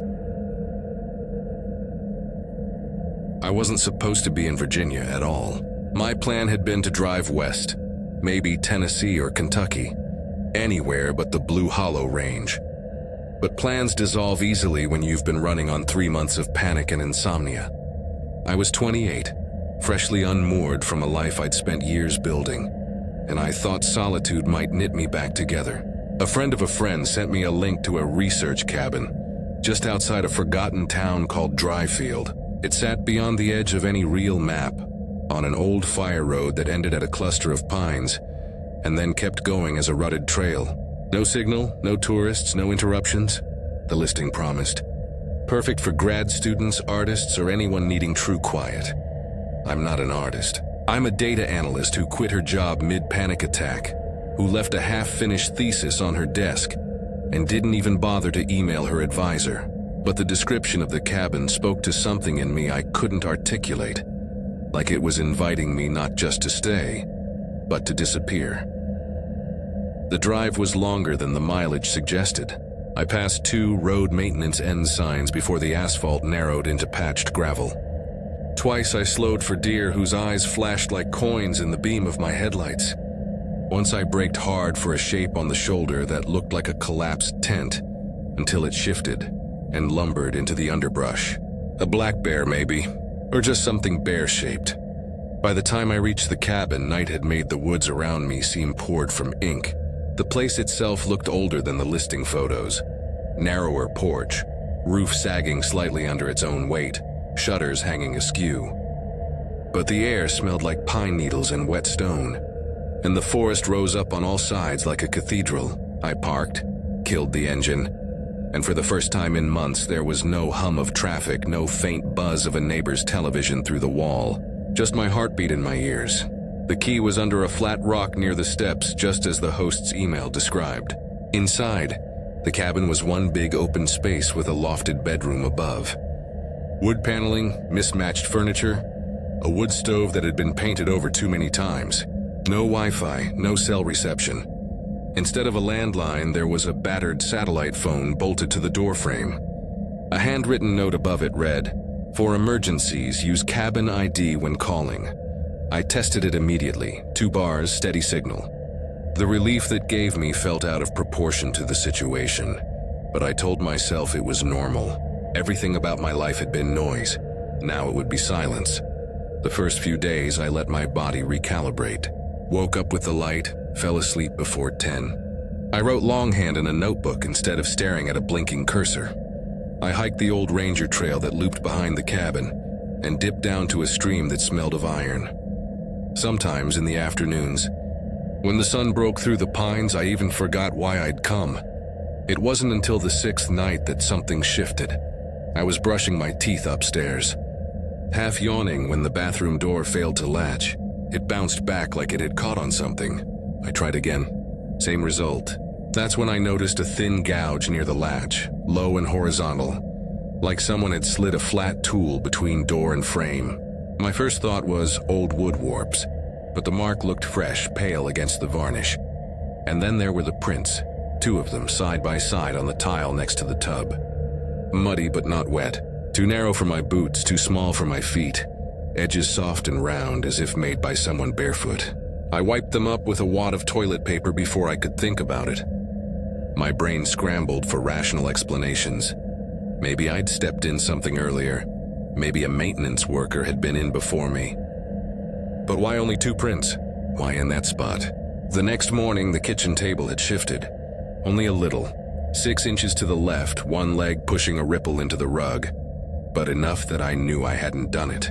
Steam from my coffee rose against my face as I stared at it, waiting for my brain to cough up a reason. Finally, I said aloud, "If someone's here, you need to leave." My voice sounded small in the wood-paneled room.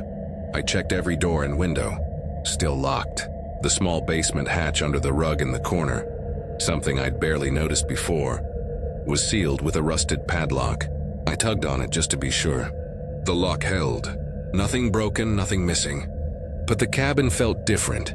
Like a conversation had paused mid-sentence when I walked in. I started carrying the satellite phone with me on my hikes.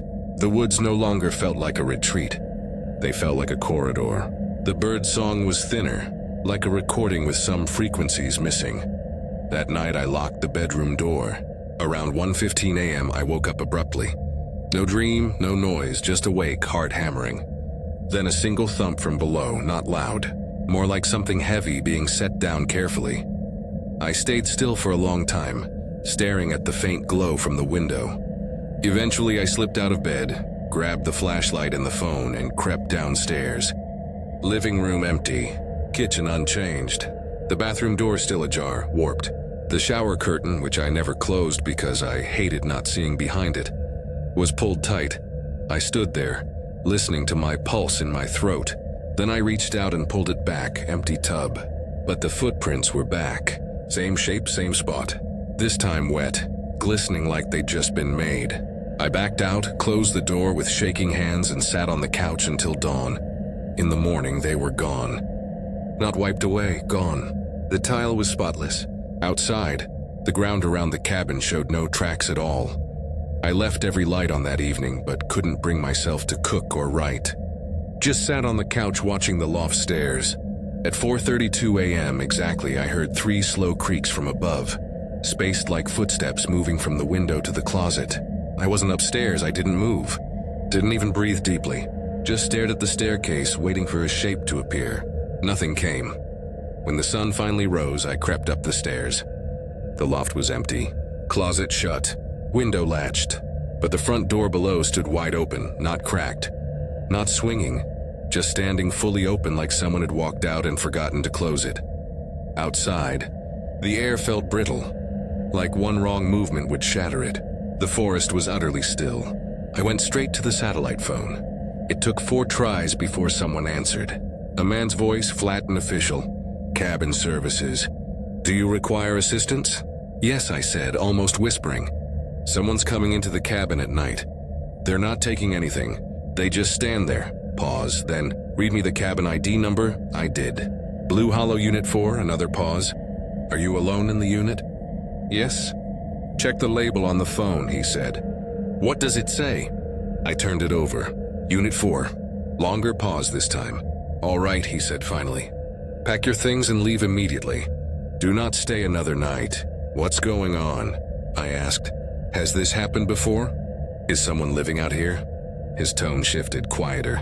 "Someone will meet you at the trailhead. Do not speak to anyone on the way down, even if they use your name." Then the line went dead. That last instruction rattled me worse than the prince. "Even if they use your name." I threw everything into my bags without folding or sorting. The woods outside the window looked both familiar and wrong, like a photograph printed with the colors inverted. The trail itself had changed. Corners too sharp. Landmarks missing. A tree I'd leaned against 2 days earlier now split into 3 trunks. I kept walking, clutching the phone like a talisman. Twice I heard voices. The first was my father's, though he'd been dead for 6 years. "You forgot something." The second was my own voice, panicked. "Claire, stop, please." I didn't stop. I didn't turn. By the time the trail widened into the clearing, my legs felt like paper. A woman in a gray uniform stood beside a white truck. Her badge said Forest Recovery Division, an agency I'd never heard of. "You're from Unit 4? She asked. I nodded. "You still have the phone?" I handed it to her. "Did you speak to anyone on the trail?" She asked. "I heard voices," I said. But I didn't answer. She studied me for a long moment.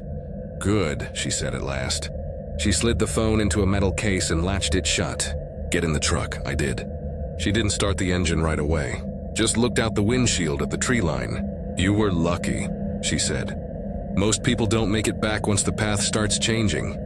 I wanted to ask what she meant, but my throat felt packed with sand. She shifted into gear and drove us down the mountain without another word. When we reached the ranger station at the base, she let me out and handed me a blank envelope. Your belongings, she said. You left them behind. I opened it. Inside was a small spiral notebook, the one I'd been writing in. Only the pages weren't my handwriting anymore. Each page contained a single sentence repeated over and over in cramped script. You are still inside. I looked up. The truck was gone. The lot empty. I mailed a formal complaint the next week. No reply.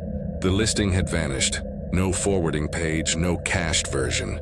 Dryfield itself doesn't show on Google Maps anymore. Sometimes at night when I wake suddenly at 4:32 a.m., I think about the footprints, how they were always in the same place, as if whoever left them was waiting for me to stand in them too. I haven't gone back to the mountains. But sometimes in my apartment far from any woods, the bathroom door doesn't latch, and once on the tile by the tub, I saw 2 wet prints, round, bare, deliberate. I was 55 when this happened, and unlike most people who head into the mountains to get away, I'd spent my whole life trying to get deeper inside them. I wasn't some hiker on vacation. I was a surveyor, a contract hand the state called when the lines on its map stopped making sense.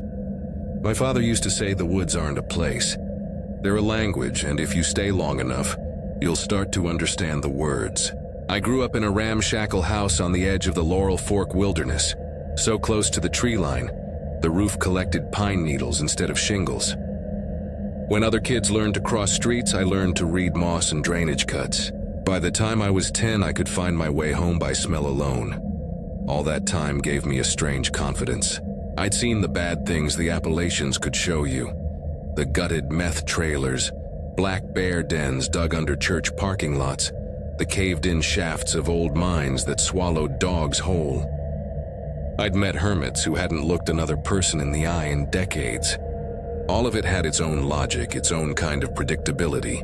Nothing in those hills had ever shaken me like what I stumbled across that winter beyond Crowder's Notch, 2 ridges west of a coal ghost town called Pender Glen. My grandmother, on my father's side, was monotone. She wasn't a talker, but when she did speak, you'd stop what you were doing. Her voice was soft but final, like she wasn't giving you advice so much as telling you how the world worked. She had rules for the forest, passed down from her grandmother. Never leave your boots pointed toward the door while you sleep.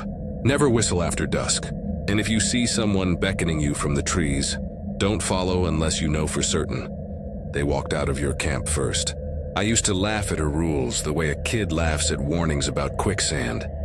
She'd just say, "There are older things under these trees than there are churches to pray about them." It wasn't superstition to her.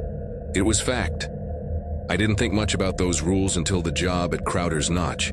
It was a state contract. Chart and clear a route for new transmission lines across a slice of virgin timber. This wasn't scrub. This was old growth. Poplar thick as grain silos. Red spruce so high you had to crane your neck until you fell backward. The access road ended 4 miles before our camp. After that, it was tracked in by ATV. The ridge was so isolated we had to check in over radio every 6 hours. No cell service, no GPS worth a damn. There were 8 of us in all. 2 supervisors, a cook who doubled as medic, and 5 of us working the lines. We parked our trailers on a shoulder above a narrow hollow. The cold that January cut through steel and skin. First couple of days went fine. Then gear started disappearing. At first we thought we'd misplaced things. A chainsaw left at a stump. A coil of line rolled off into the brush. But then one morning an entire generator was gone. 200 pounds of metal just vanished without a drag mark. We'd set up 2 trail cameras for bears. They showed nothing but static after midnight. I hate feeling played, so when nobody volunteered for night duty, I did.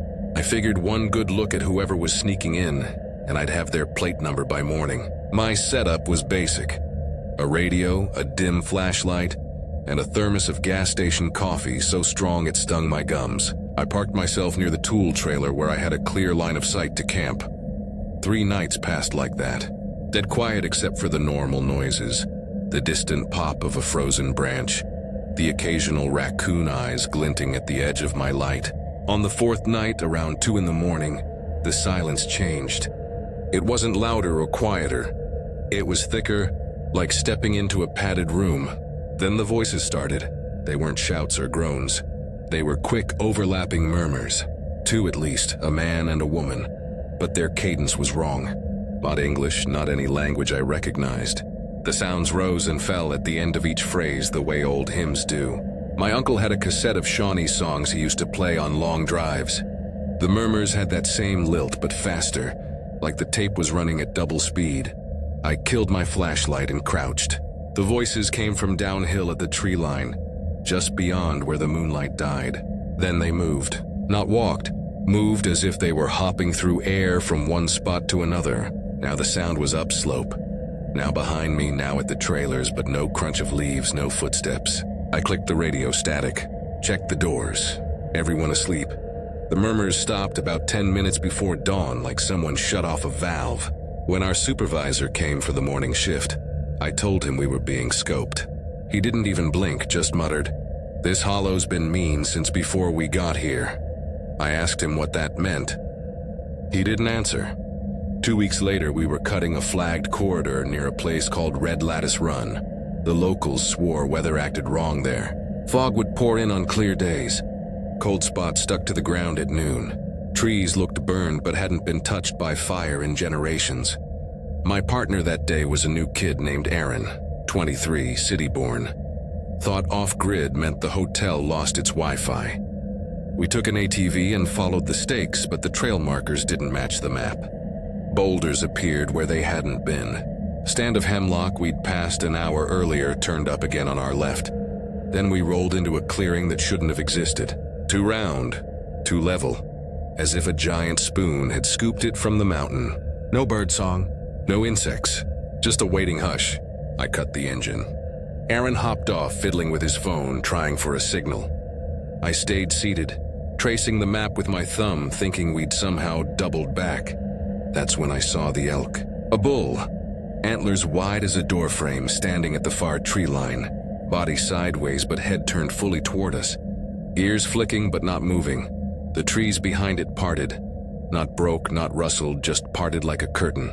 And something stepped out. It wasn't a bear. I know bears. This thing had shoulders like a man's, but arms that hung nearly to its knees. Fur a mottled rust color, matted into ropes. Its head sat too low, sunk into its chest with no real neck. And the face, God help me, the face was wrong. The eyes were deep sockets, flat black with no shine. The mouth gaped open, full of square teeth packed too tightly, more rows than fit in a jaw. In 3 strides it reached the bull.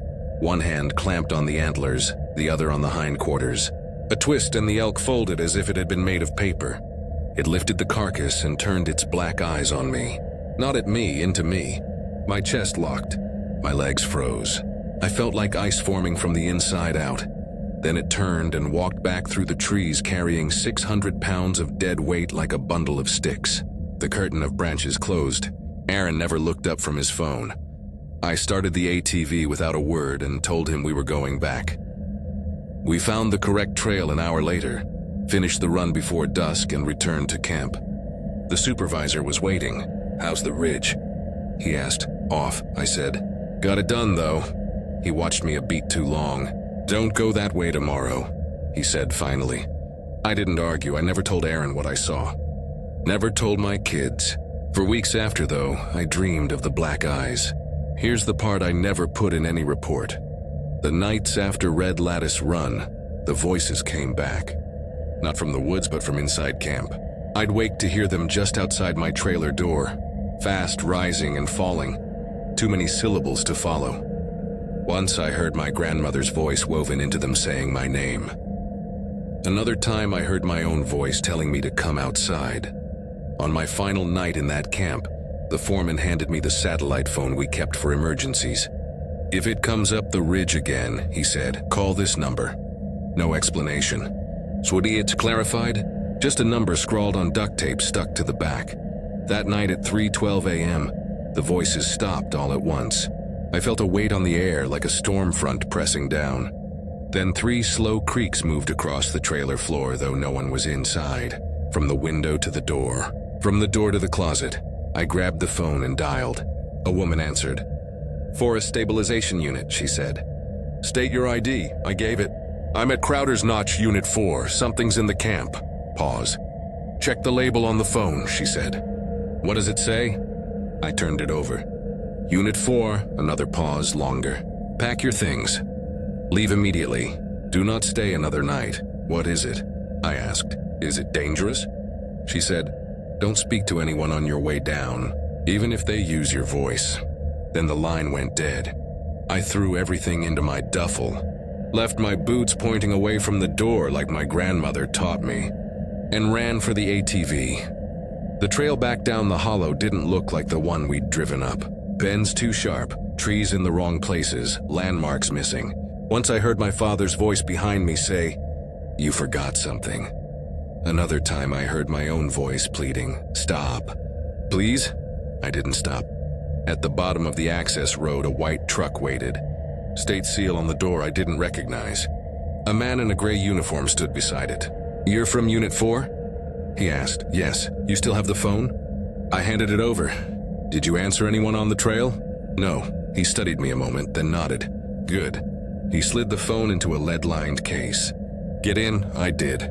We drove down the mountain in silence. At the highway, he let me out without looking back. "Don't go back up there," he said. "Ever." Then he drove off with my gear still in the back. A week later, a box arrived at my house. No return address. Inside was my field notebook. Every page had been rewritten in a cramped, unfamiliar hand. One sentence over and over. "You are already on the inside." I burned the notebook. I haven't taken another contract in the mountains since.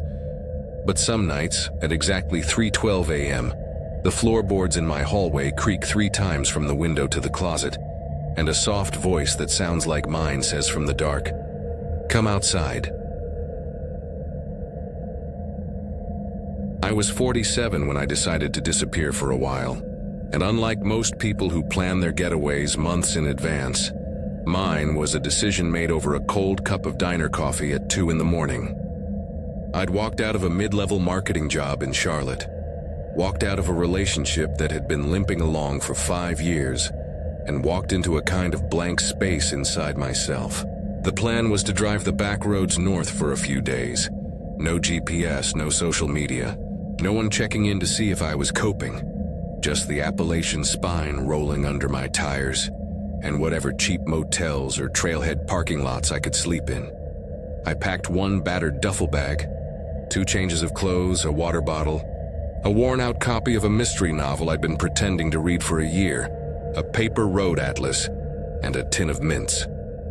No camping gear, no real plan. I told myself I wasn't running away.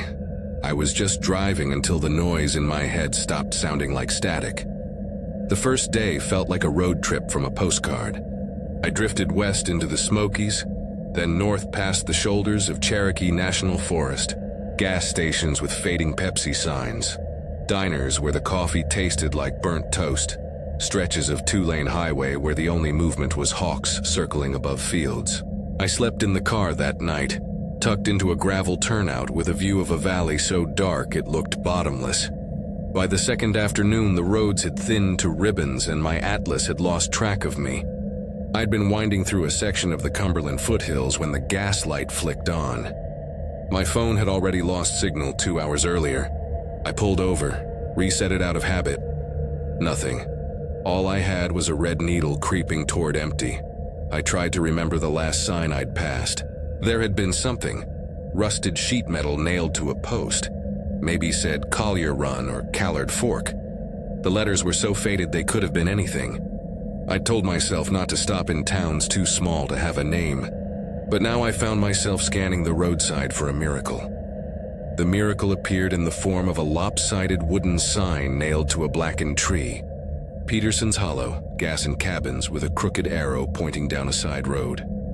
The paint was flaking like sunburned skin. My stomach tightened. But the blinking gaslight made the decision for me. The gravel road dropped hard, the canopy overhead knitting itself into a tunnel of green and shadow.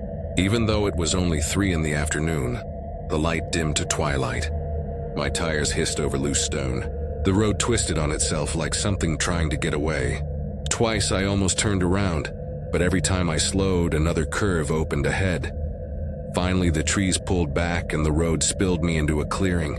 On one side sat a squat wooden building, whose clapboard siding had gone silver gray with age. In front of it stood a single gas pump, metal dulled to the color of dishwater. The hose lay coiled like a dead snake. There were no cars, no power lines, no sign of life but mine. I left the engine idling, stepped out and opened the door to the building. A bell above the frame gave a weak metallic ring. The air smelled like old wood and something faintly sour. Not quite mold, but close. Shelves lined the walls. Dusty cans of beans, off-brand batteries, cheap folding knives in blister packs. A narrow counter faced me. A newspaper spread open across it like someone had walked off mid-sentence. Behind the counter stood a man who might have been anywhere between 60 and 80. His hair was slicked back, gray with yellow at the temples. His shirt, an old denim work shirt, bleached nearly white at the seams. He didn't look up. "Just turned the page of the newspaper. Need gas," I said. My voice sounded too loud in the small room. He didn't answer. After a beat, he pulled a key ring from a nail on the wall and shuffled outside without looking at me. I followed him out. The gravel crunched under our feet. He unlocked the pump, handed me the nozzle. I started filling the tank. The numbers rolled on the dial so slowly I thought it might stop. "How far to the next town?" I asked. He didn't meet my eyes. "That direction's gone." His voice was quiet but clipped, like he was quoting something, not speaking. Before I could ask what he meant, he turned and went back inside. I paid cash and climbed back into my car. My phone lit up as if booting, then froze on the startup logo. I tried again. Still stuck. I eased back onto the gravel road, but the way out looked wrong. The curve I'd just come down was gone, replaced by a fork. The left branch sloped gently downhill. The right climbed toward a ridge. I took the left. 10 minutes later, I passed a collapsed trailer half hidden by weeds. Its roof caved in, windows black with soot, the screen door hanging open. I drove past it, shivering though the air was still. Another mile, another turn, and the same trailer appeared on my left. Same collapsed roof, same door creaking on no wind. I braked hard. The silence pressed against the windows like a hand. I shut the engine off. When I opened the door and stepped out, the world felt padded, muffled. No insects, no birds, just the hiss of my own breath. That's when I heard the footsteps. Slow, steady crunches behind me. I spun. A woman was walking up the road toward me. She was barefoot, her hair braided tight against her skull. She wore a long, pale dress buttoned to the neck, the kind you see in century-old photographs. Her face was calm but not warm. Her smile wasn't joy. It was something rehearsed, like a shop clerk practicing politeness. "You're meant to come back now," she said. Her voice was soft and oddly flat, that was all. Not "Are you lost?" Not "Need help?" Just that sentence. I backed into the car, locked the doors, and threw it into reverse. She kept walking at the same pace, never breaking eye contact. A few minutes later, the trailer appeared again. But now a man stood on its sagging porch. Big frame, flannel jacket, thick beard. He held something long in both hands, maybe a pipe, maybe a crowbar. He didn't wave, didn't blink, just stared as I sped past. I pressed the accelerator harder. The road climbed toward a ridge. Up ahead, a narrow wooden bridge stretched over a shallow gap. Its boards were warped and handrails broken. I stopped just before it, heart hammering. Then I heard a whistle. One sharp note pause, again, same pitch, same rhythm. Not a tune, just insistence. I didn't wait for a third. I floored it, swerving off the road and onto a faint track climbing uphill. The trees thinned. Light broke through in patches. Around a long curve, something appeared ahead, the store. Same squat building, same dead pump. Only now a sign hung on the door, spray-painted in messy red letters. Closed. I didn't stop. I didn't look at the windows. I kept driving. The track ended at an overlook, a stone wall, a view of a valley so still it looked painted. But there were no roads in that valley. No houses, no movement at all. Just blank space. I parked, got out. My phone buzzed once, one bar. I raised it to take a photo, something to prove this place existed. Then I turned. She was standing in the middle of the road again. Same dress, same braid, same practiced smile. But now her eyes were wrong. Pupilless, flat gray like the sky before a storm. She didn't speak, just lifted one hand and beckoned. I bolted for the car and drove straight off the overlook path, crashing through underbrush until the wheels found pavement. Real pavement, smooth with painted lines. My phone blinked, then sprang back to life with the home screen. 10 minutes later, I merged onto an interstate, heart still knocking against my ribs. I didn't look at the exit signs. I didn't care where I was. That night, I stopped at a gas station outside Wheeling, pulled under the harsh fluorescent lights and just sat there, hands on the wheel. When I finally checked my phone, there was no trace of Peterson's Hollow. No map pin, no saved route. The last photo in my camera roll was blank gray static. I told myself I'd driven into some weird dead zone. I told myself fatigue had scrambled my perception. But when I unlocked the trunk to grab my duffel, a roll of quarters slid out onto the pavement. I picked it up. The paper wrapper had changed. Instead of the bank logo, it was printed with the words, "You came back." I threw it into the trash and drove through the night. I don't take back roads anymore, and sometimes, when I stop at a gas station alone, I hear a single whistle behind me. One sharp note, pause, again, like someone practicing patience just out of sight. I hadn't been back to Rowan Hollow in over 20 years. Not since the day my mother packed our things and swore she'd never step foot on that mountain again. But when my Uncle Henry died that spring and left me the property, an aging cabin and 8 acres of wild land, I figured I'd at least drive up, take some photos and see if anything was worth keeping. I was 32, burnt out from a job that had me staring at spreadsheets 10 hours a day and living off vending machine coffee. The trip felt like an excuse to breathe air that hadn't passed through an HVAC system. The cabin sat on the Tennessee side of the Blue Ridge, tucked between 2 narrow ridges where mist liked to pool in the mornings. It was supposed to be peaceful. I told myself it would be good for me, a chance to clean the place up, sell it, and finally cut ties with the past. It took longer to get there than I expected. The road thinned from 2 lanes to 1, then to a path of cracked asphalt curling between stands of oak and hickory. Patches of fog clung low, blurring the ditches into white ghosts. When I finally reached the cabin, the sun was setting, and the tree line had already swallowed the light. The place looked smaller than I remembered. The porch sagged in the middle, boards gray as bone. A metal rooster weather vane perched crooked on the roof. Out back, a line of trees fenced the yard like a wall. I parked, killed the engine, and let the quiet settle. There was a key under the rock by the steps. Still there, still cold. Inside smelled like dust and old paper. I walked through slowly, flicking light switches that didn't respond. The power had been off for years. My phone's flashlight threw pale cones over the wallpaper, over the shelves lined with jars of cloudy preserves. On the table sat a cracked mug filled with dry beans and a single envelope, unsealed. Inside was a note in Henry's handwriting.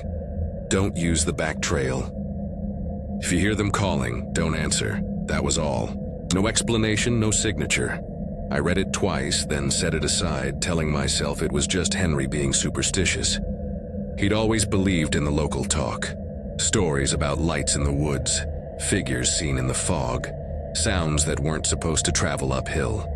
Every hollow in the Blue Ridge has its own little myth, its own shape for the dark. I'd forgotten how easily people up here could turn a weather pattern into a haunting. The first night passed quietly enough. I built a small fire in the stove, made instant noodles with bottled water, and unrolled my sleeping bag on the couch. The wood creaked and sighed with the wind, but nothing felt wrong. It was the second morning when I saw it. Out past the back fence, just beyond the edge of the brush, a narrow trail dipped downhill between 2 black pines. At its entrance hung a strip of faded fabric tied to a branch, red once, now sun-bleached to pink. I might not have noticed it if the wind hadn't lifted it slightly, fluttering like a signal. I remembered that trail in fragments, my mother pulling me away from it when I was little, telling me that path didn't go anywhere. My uncle's voice telling us never to follow it. "That's not a walking trail," he'd say. "That's the gate below." At the time, I thought he meant an old mine shaft or a sinkhole. Gate below was just a phrase. I didn't realize it was something people around Rowan Hollow actually believed in. That afternoon, I decided to clean the inside of the cabin, swept out mice droppings, wiped down shelves, aired the curtains. I told myself I wouldn't think about the trail again, but I couldn't stop glancing at it through the window.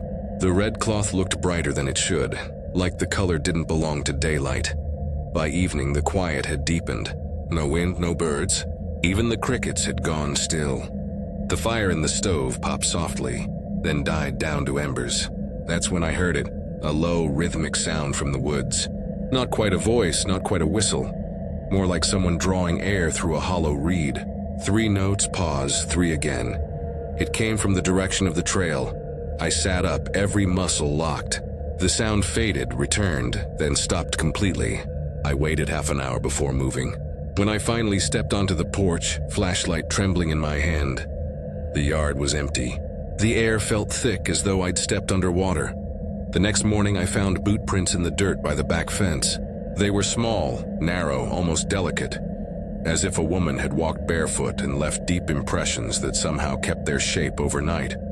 I told myself it was an animal, that the pattern was a trick of erosion. But when I went to the trailhead, the red cloth was gone. The branch was bare. That night I dreamed I was sitting on the porch again. The air smelled like wet leaves and ash. A woman was there, rocking in a wooden chair I didn't own. Her hair was gray and braided down her back, her dress a faded green. "You took too long to come home," she said. I didn't answer. I couldn't. She smiled faintly, the way someone does when they recognize you before you recognize them. "You remember the way now. It's waiting." When I woke, the sound of the rocking chair was still there, soft creaking from just outside the door. I didn't sleep the rest of the night.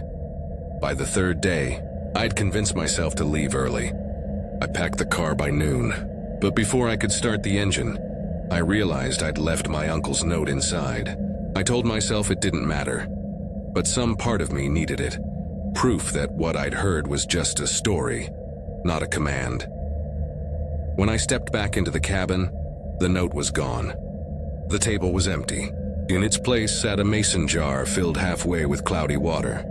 Inside floated a strip of red cloth. That was enough. I bolted for the car, slammed the door, and turned the key. The engine coughed once, then died. I tried again. Nothing. The air around me was silent, not quiet, dead. Then I saw her standing at the tree line between the pines where the trail began. Same green dress, same braid, same face from my dream. She lifted her hand, pointed down the trail, then lowered it slowly. I don't remember getting out of the car. One moment I was gripping the steering wheel, the next I was walking toward her, drawn by something that wasn't thought. The trail was narrower than I remembered, the ground spongy with pine needles. Each step felt like it sank deeper than the last. She walked ahead of me, never looking back, her movement smooth as smoke.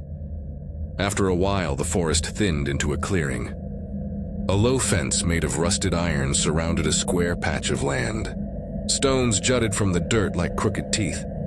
Some bore faint markings, circles, triangles, handprints. Others were blank. The woman stopped before the fence. "It's here," she said. "What is?" I managed to whisper. "The gate below." Her voice was calm, but her eyes looked hollow, not empty, reflective like water at night. She stepped through the broken gate without touching it. On the other side, the air shimmered faintly like heat on asphalt. The wind rose, stirring the grass. I heard something beneath it. Faint voices, hundreds of them, overlapping in whispers I couldn't understand. She turned back toward me. "You don't belong here yet," she said. "Not until you stop counting the days." Then she vanished. Not into smoke, not into light. Just gone, as though I'd blinked her out of existence. I stumbled backward, tripped on a root, and hit the ground. The next thing I remember was Daniel, my cousin, shaking me awake on the porch, shouting my name. His face looked thinner, older. "Where the hell have you been?" he said. "What do you mean?" "Just walked out back." He stared at me for a long time. "You were gone 4 days," I laughed. It came out wrong, sharp. That's not possible. He didn't argue. He just led me inside. There were circles under his eyes, deep as bruises. That night I couldn't stop shaking. When the house finally fell quiet, I asked him the question that had been burning through my head since the moment I saw her. Who was the woman with the braid? He froze, his hands clenched around the mug he was holding. Where'd you hear that? I saw her. Out back. He looked at the wall instead of me. Her name was Clara. She was my mother's sister. She disappeared here in 1978. My throat went dry. What happened? They said she went looking for her son. He drowned in the creek near the trail. Folks told her not to go after him after dark. They said the gate below had opened that night, but she went anyway. I told him about the clearing, about the stones, about the jar and the voices. He listened without interrupting.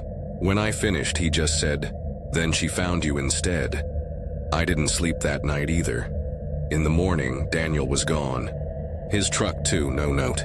Just the back door hanging open. I waited until afternoon before leaving myself. I didn't look at the trail as I drove away. I didn't need to. I could feel it watching. That was 6 months ago. I sold the property through an agent who handled everything remotely. I haven't gone back to Tennessee since, but every once in a while, when the night is still and the air turns heavy, I hear it again. 3 soft notes, pause, 3 more. Last week, a package arrived in the mail. No return address. Inside was a mason jar half filled with cloudy water and a single strip of red cloth. Folded beneath it was a note in my uncle's handwriting. "You remember the way now.